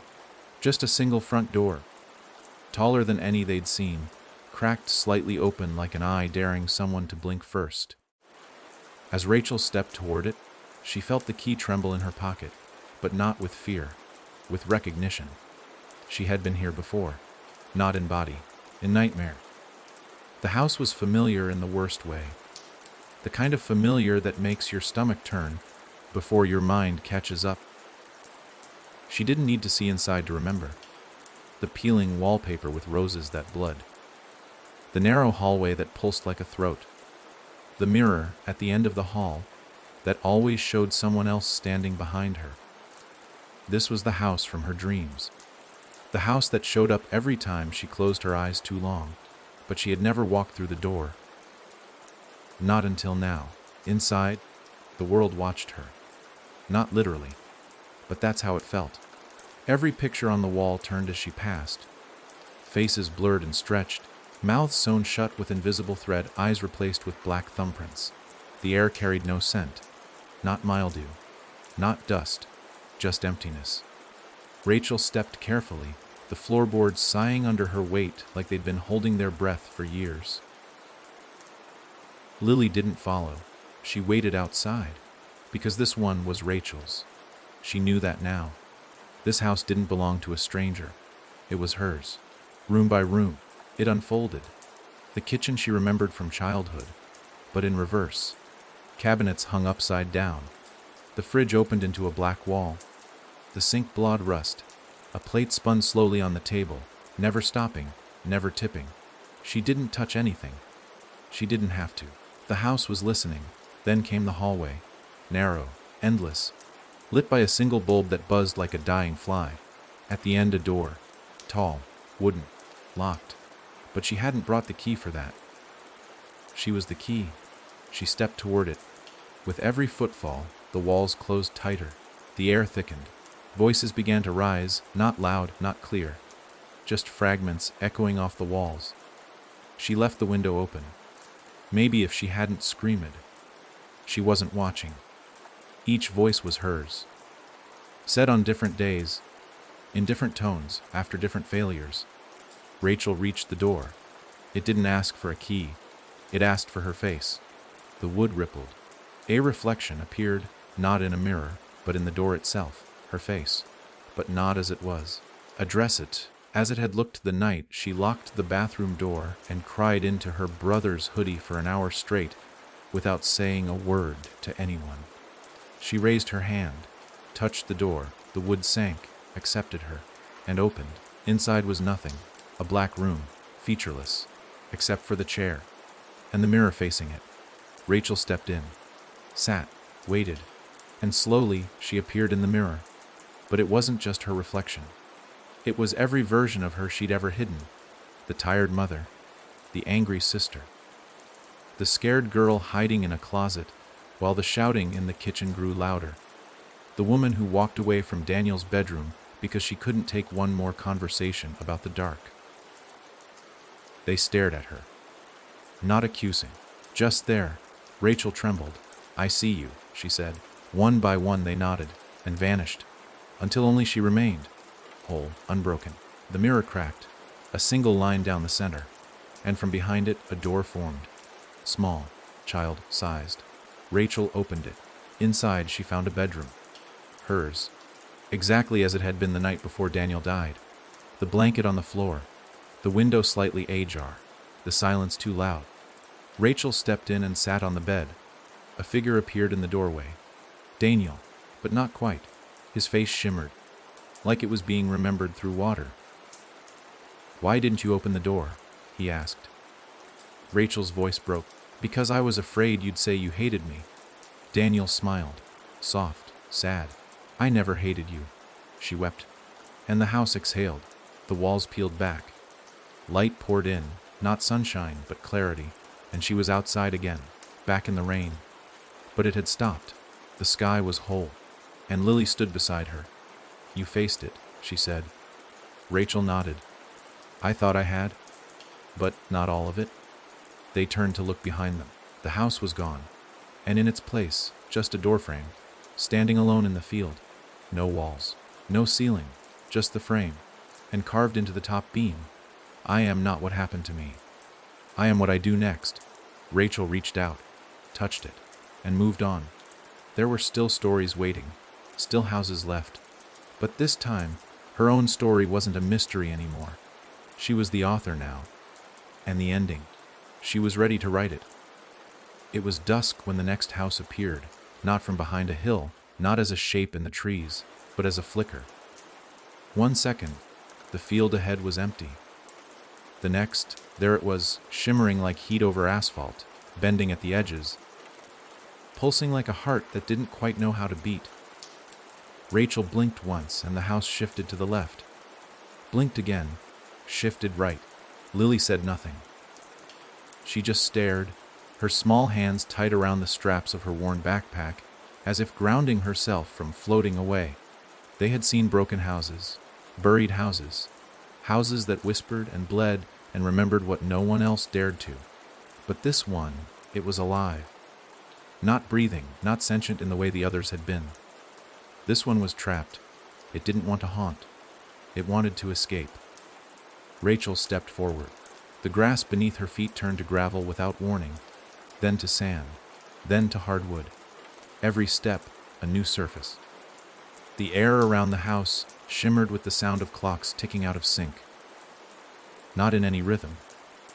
More like chaos trying to pretend it had structure. The key in her pocket went still. Dead weight. Almost like it didn't want anything to do with this place. Lily touched her arm gently. "This one never wanted to be built," she whispered. "They forced it into place." Rachel frowned. "Who?" Lily didn't answer, but her eyes flicked upward. Rachel followed the gaze and saw in the sky above faint outlines. Blueprints. Dozens of them, layered like ghosts. Scribbled diagrams of homes, towers, apartments. Some unfinished, some smudged, all of them hovering. Like memories that hadn't made it into the world properly. And this house, it was made of their scraps.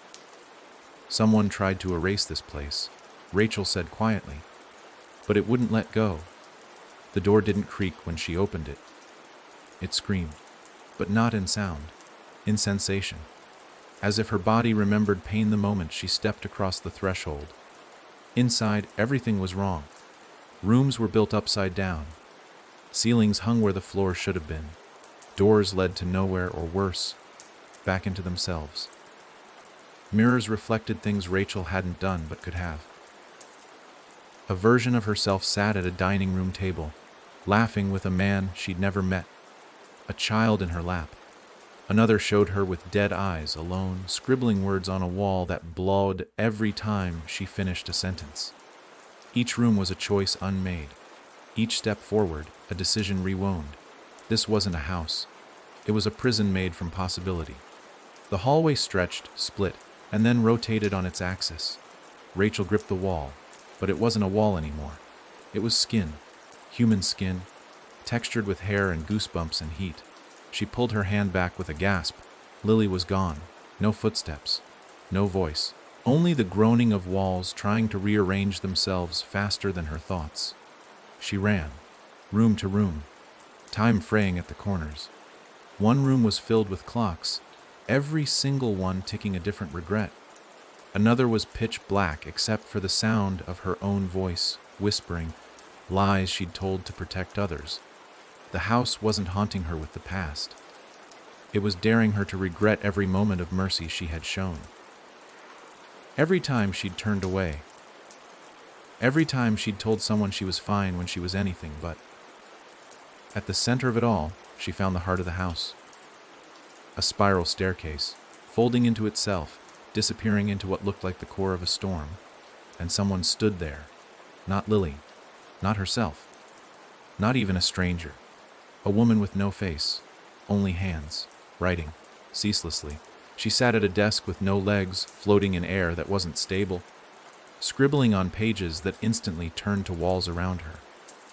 Each line she wrote became another corridor, another trap, another version of the truth twisted into permanence. Rachel stepped closer. "Who are you?" she asked.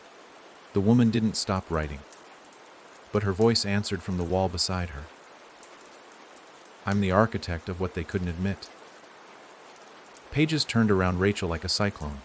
Names, dates, moments, all things buried, all things denied, abuse hidden in family smiles, secrets wrapped in holiday dinners, pain smothered by polite silence.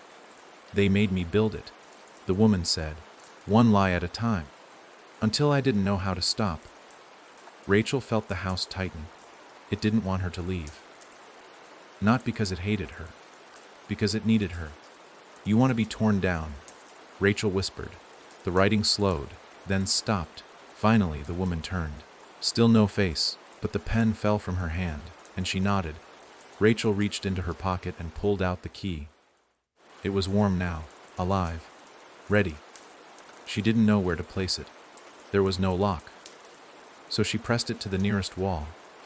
The entire house shuddered and began to crumble, not with violence, with release, like it had been waiting centuries to exhale. The rooms folded inward. Choices collapsed into acceptance. Mirrors shattered into dust, and as the spiral staircase disappeared, the faceless woman let go of her last page and vanished. Rachel stumbled backward as the ground beneath her reformed. She stood outside, breathing hard. The house was gone. Lily stood beside her again, silent. The sun had started to rise. Actual sun, real warmth, for the first time in what felt like forever. What was that place? Rachel asked. Lily's answer was quiet. A house made from things people never said out loud. Rachel looked up at the sky. The blueprints had faded, and in their place nothing, just open sky, and the path ahead. For once, no sound pulled at her. No name echoed from the shadows. Only the steady hum of morning, but she knew it wouldn't last. There were more doors waiting, more pain that had taken shape. But now, she wasn't afraid of the houses, because each one only existed until someone saw it for what it really was. And now Rachel always looked. They didn't see the house until it was almost too late, not because it was hidden, but because it had already happened. Rachel had blinked just once, and when her eyes opened, they were standing at the end of a cracked concrete driveway. No approach, no sound, no warning. The house was there, settled in a sack that hadn't been there a second before, its roof sagging like it was tired of holding up the weight of time. Trees lined the circular road, brittle and leafless despite the summer warmth. No wind, no movement. Even the sun above them had stopped climbing.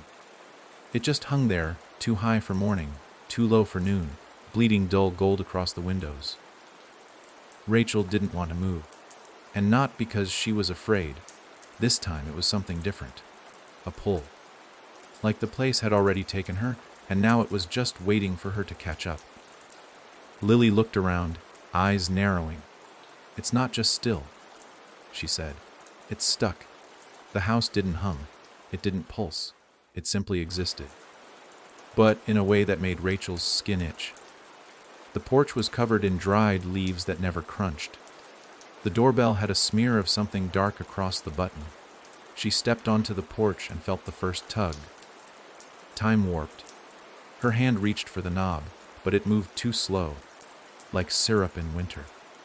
Even Lily's voice, when she called out, arrived seconds too late. Her words smearing across the air.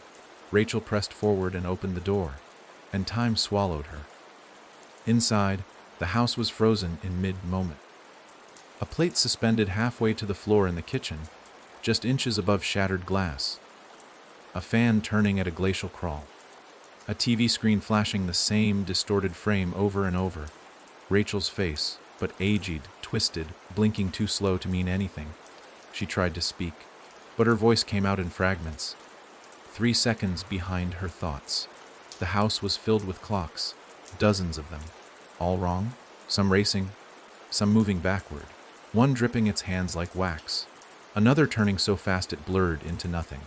The walls bore no photos, just calendars. Hundreds layered over each other, all with the dates circled. Today, every single one. No matter the year, the month, the shape of the numbers. Today, the same day over and over. She reached the living room. A woman sat on the couch, eyes wide, lips parted like she was about to speak. Frozen. Her hand reached toward the coffee table, where a phone vibrated endlessly. But the vibration was happening so slowly, it felt more like a heartbeat stretched across eternity. Rachel knelt in front of her. "Can you hear me?" Nothing, but the woman's pupils dilated just a fraction. Rachel stood, moved further into the house. Every object, every surface, was locked in that half-second between action and consequence. A candle forever on the edge of being lit. A faucet dribbling water so slowly it looked like glass. And upstairs the whisper began. Not from a mouth, from the clock itself. Not a sound, a memory. Rachel's own voice echoing down the hallway. "I just need more time." She opened the nearest door. Inside she found herself. Older, gaunt. Sitting at a desk, writing. The Rachel in the room didn't look up. She kept scribbling in a notebook already full. Over and over again, "I'll fix it if I can just get more time." Rachel reached for the notebook. Her hand passed through it. She tried to shout. Her voice came out after the echo. The house wasn't trapping people. It was trapping intentions. Every hope that never found its moment. Every promise delayed until delay became default. It wasn't haunting. It was holding on to every unfinished thing people had ever tried to carry forward. Downstairs, the woman on the couch blinked again. Faster. Something was shifting. Rachel ran back to her, dropping to her knees. "You're still in there, aren't you?" The woman blinked. Once. Then again. But no words came. Just a tear, slower than gravity, rolling down her cheek. Rachel pulled the key from her pocket. It didn't tremble. It spun, turning in slow circles in her palm. It wanted to be used. She held it to the woman's chest. Nothing happened, until the clocks in the room began to ring. All at once. A chaotic, overlapping chime of broken time. Bells that weren't in tune. Alarms that had missed their wake-up. Cuckoo calls from clocks with no birds. And then, the woman gasped. Air surged into her lungs like a tidal wave. She coughed, cried, clutched her chest. Rachel helped her sit up. "Where? How long?" the woman rasped. "I don't know," Rachel admitted. "But you're not stuck anymore." The woman looked around. "My son, he was upstairs. I was supposed to make him lunch." Rachel frowned. "There's no one else here." The woman paled. "I took a nap," she said, voice trembling. "I just closed my eyes for a second. He was playing. And when I woke up, he was gone. I thought if I stayed here long enough, I could undo it. Get that second back." Rachel understood now. The house wasn't created by ghosts. It was created by regret. Every parent who begged for one more chance. Every mistake that couldn't be fixed. Every what if that bled through time until it rooted in wood and wire and walls. The key grew cold. The door behind her creaked open. Lily stood in the doorway, the world outside normal again. Time had restarted. Rachel helped the woman to her feet. "You can go now," she said softly. "It's over." The woman nodded, stepped outside, and vanished, not violently, peacefully. Like she'd finally woken up from a nightmare. She'd been writing with her heart for years. Rachel and Lily stood alone in the house for a moment longer. The clocks were still. The air was still. The house exhaled. Rachel looked at Lily. "I'm afraid one day I'll be like her," she said. Lily didn't blink. "You won't?" she answered. "You look at your pain. That's the difference." And together, they stepped outside. The house behind them began to peel apart, like layers of old wallpaper. One moment a home, the next, just a foundation, then nothing at all. The road ahead curled slightly, as if smiling, and Rachel, for the first time, didn't dread it, because time only wins if you stop moving, and she would never stop. It began with a radio, not a house, not a door, not a pulse beneath the soil or a name scratched into a wall, just static drifting through the air like smoke, faint at first, almost dismissible. Rachel heard it as she and Lily walked through a windless plain of dying sunflowers, each one with its head bowed, necks broken like they'd given up on looking at the sky. The static got louder with every step. Then, without warning, a single clear voice cut through the white noise. "Rachel, come home." She froze, not because of what was said, but how it was said. The voice was Daniel's, perfectly intact, calm, unhurried. As if he hadn't been gone, as if none of this had happened. As if he were back in the living room again, sprawled on the couch, calling her name because the soup was burning or the dog had gotten out, or because he couldn't sleep and just wanted company. Rachel turned toward the sound. There was no speaker, no tower, just a small, rusted radio sitting in the middle of the path, its antenna bent, its dials spinning on their own. The voice played again. "Rachel, I'm not mad. Just come home." Her knees nearly buckled. Lily watched quietly, her face unreadable. "It's not him," she said. "You know that?" Rachel didn't answer. Couldn't. Because the voice came again, and this time it said something only Daniel would have known. A joke from when they were kids. Something stupid. Something about a watermelon seed and a bicycle and a dare gone wrong. He'd whispered it to her once when they were trapped hiding in a basement during a storm, trying to distract her from the thunder.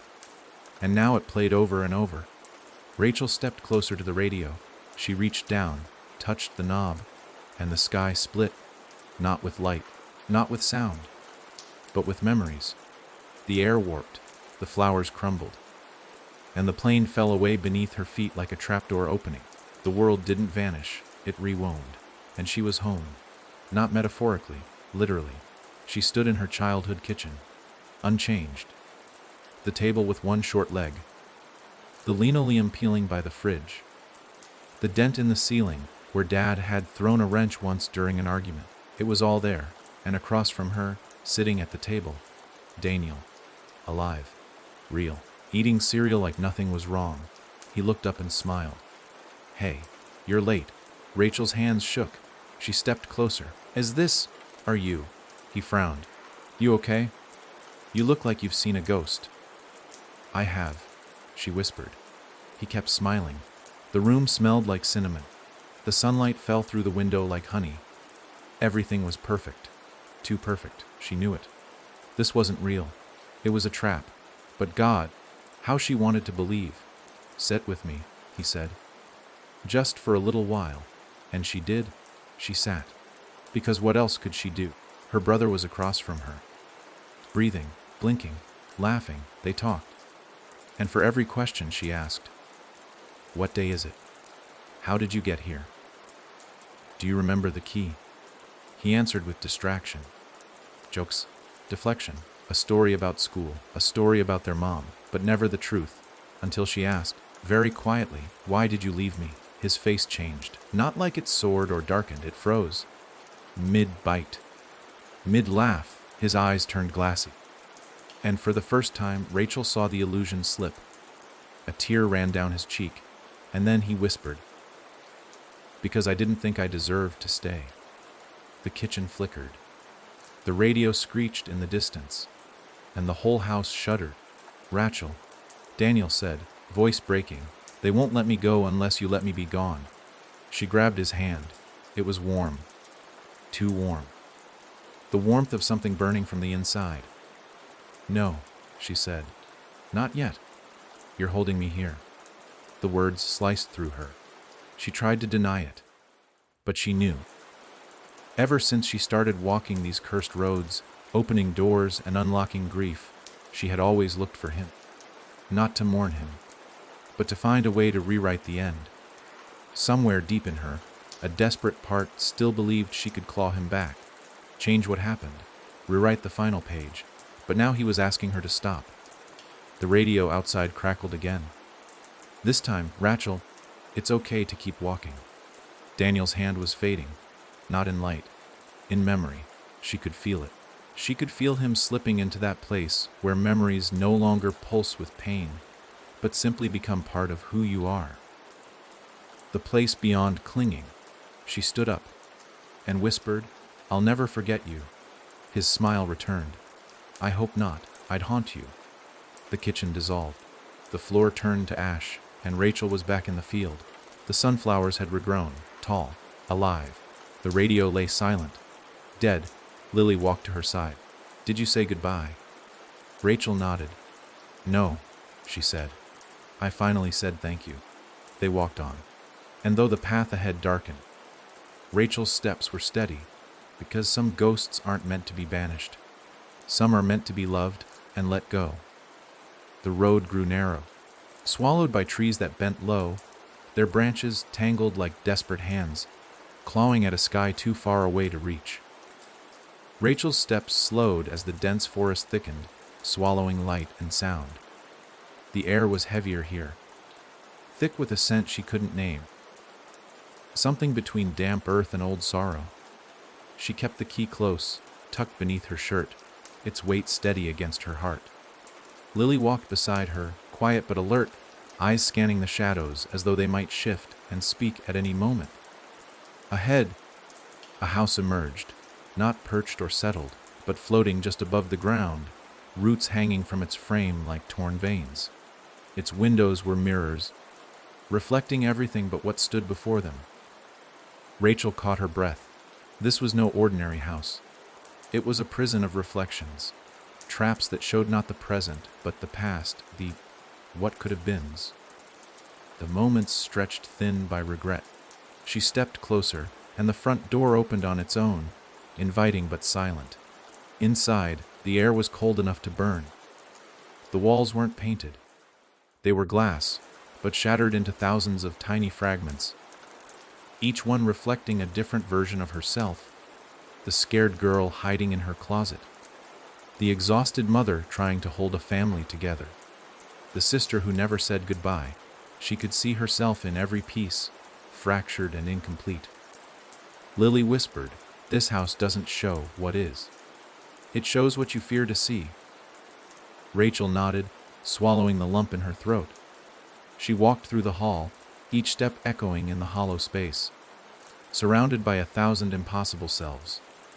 At the end stood a full-length mirror, untouched by the fractures, pure glass that swallowed the light. She faced it, expected to see herself, but the mirror showed a woman she didn't recognize, pale, hollow-eyed, her mouth sewn shut with threads of shadow. The reflection smiled without moving lips. Rachel's breath hitched. "You're the one who won't speak," she said, voice trembling. The mirror didn't answer, but the reflection reached toward her. Rachel stumbled back. The glass rippled, the shards rearranging as the mirror cracked inward, forming a doorway. She stepped through and found herself in a room filled with voices, not loud, not harsh, Just countless whispers folding over each other like silk. Confessions never spoken, truths too painful to say aloud, promises broken and regrets kept silent. She recognized them. They were hers, and they weren't hers. They belonged to everyone who had ever looked away. Rachel sank to her knees. "Why am I here?" she whispered. A voice answered, not from the room, but from within her. "Because you carry their silence." The threads stitching the reflection's mouth tightened. Rachel felt a sharp sting on her own lips. "Speak," the voice urged. Tears welled. Words caught. But she tried, and the mirror cracked again. Light poured through the fissures. The reflection spoke, this time aloud. "Only by speaking will you be whole." Rachel closed her eyes, and when she opened them, the mirror was gone. The room was just a room, and she was herself. Lily was there, hands reaching for her. Together, they walked back into the broken house. Step by step, the shards fell away and the walls mended. The house didn't disappear, but it changed. No longer a prison of reflection, but a place where silence could be broken. Rachel looked down at the key. It felt lighter. Ready. Outside, the sun peeked through the trees. The road stretched forward, and Rachel finally understood. Some mirrors don't reflect. They protect, and it's only by breaking them, by speaking, that we begin to see ourselves whole. The ground beneath Rachel's feet felt different this time. Denser, heavier, as if the earth itself was holding its breath. They had walked miles since leaving the mirrored house, the forest thinning out into rolling hills mottled with wildflowers and shadows cast long by the sinking sun. Yet the weight in her chest remained, pulling her toward a place she couldn't yet name. Lily walked beside her, quiet and steady. Her gaze fixed ahead like she was watching something invisible just beyond the horizon. The key nestled against Rachel's heart pulsed softly, a quiet reminder that the journey was far from over. They reached a clearing, empty except for a single floorboard lying half buried in the grass. Rachel knelt, brushing away dirt and moss until the wood beneath was revealed, old, worn, and impossibly warm to the touch.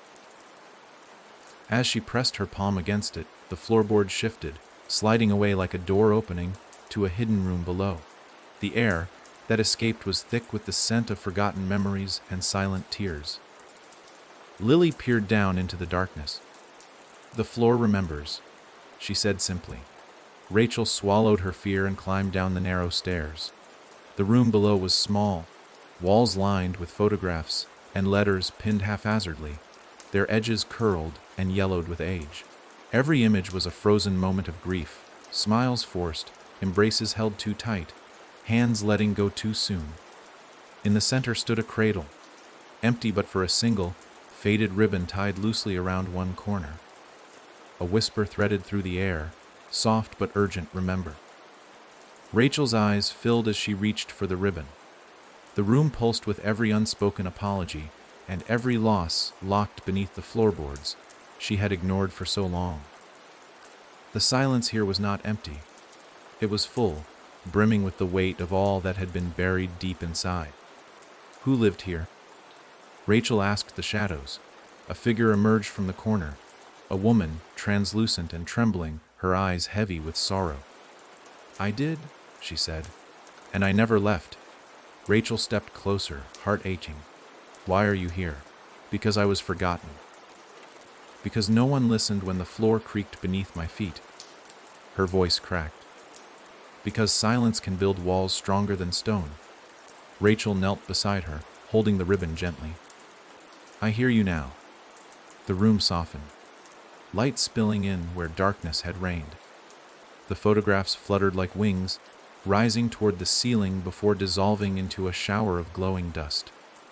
The cradle rocked gently, cradling the memory, releasing the weight it carried for so long.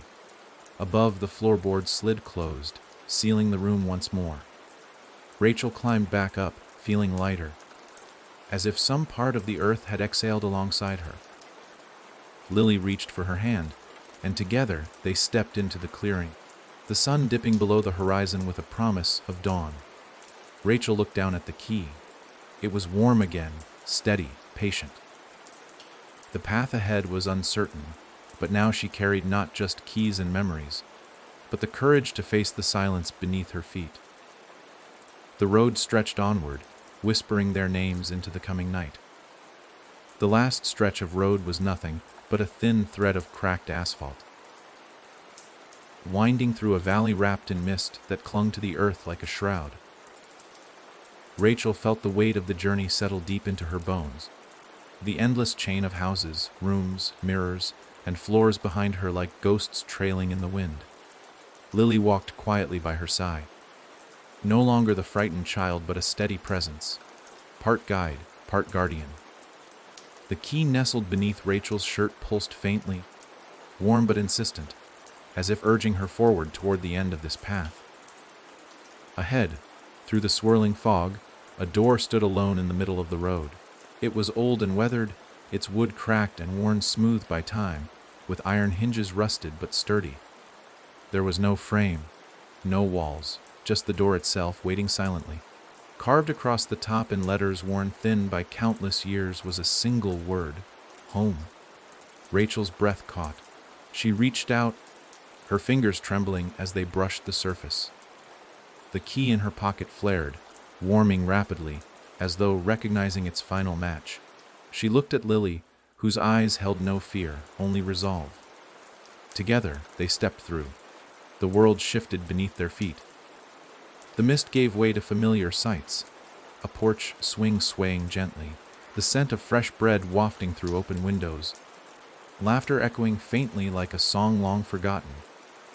This was the house she had once called home, the place where love and loss had intertwined in an endless dance. The walls stood sturdy, but Rachel saw beneath the surface the fractures, the hidden rooms, the silences that had threatened to consume her. In the living room, Daniel waited, not as a ghost, not as a memory, but as a presence full of light and forgiveness. His smile was gentle, and in his eyes was the weight of everything unsaid. Rachel felt tears spill as she stepped forward. "I'm sorry," she whispered, "for leaving, for the silence, for everything." He reached out, taking her hand. "You never left me, not really. We were always connected, even in the darkest places." The house around them shimmered, the cracks healing, the shadows retreating.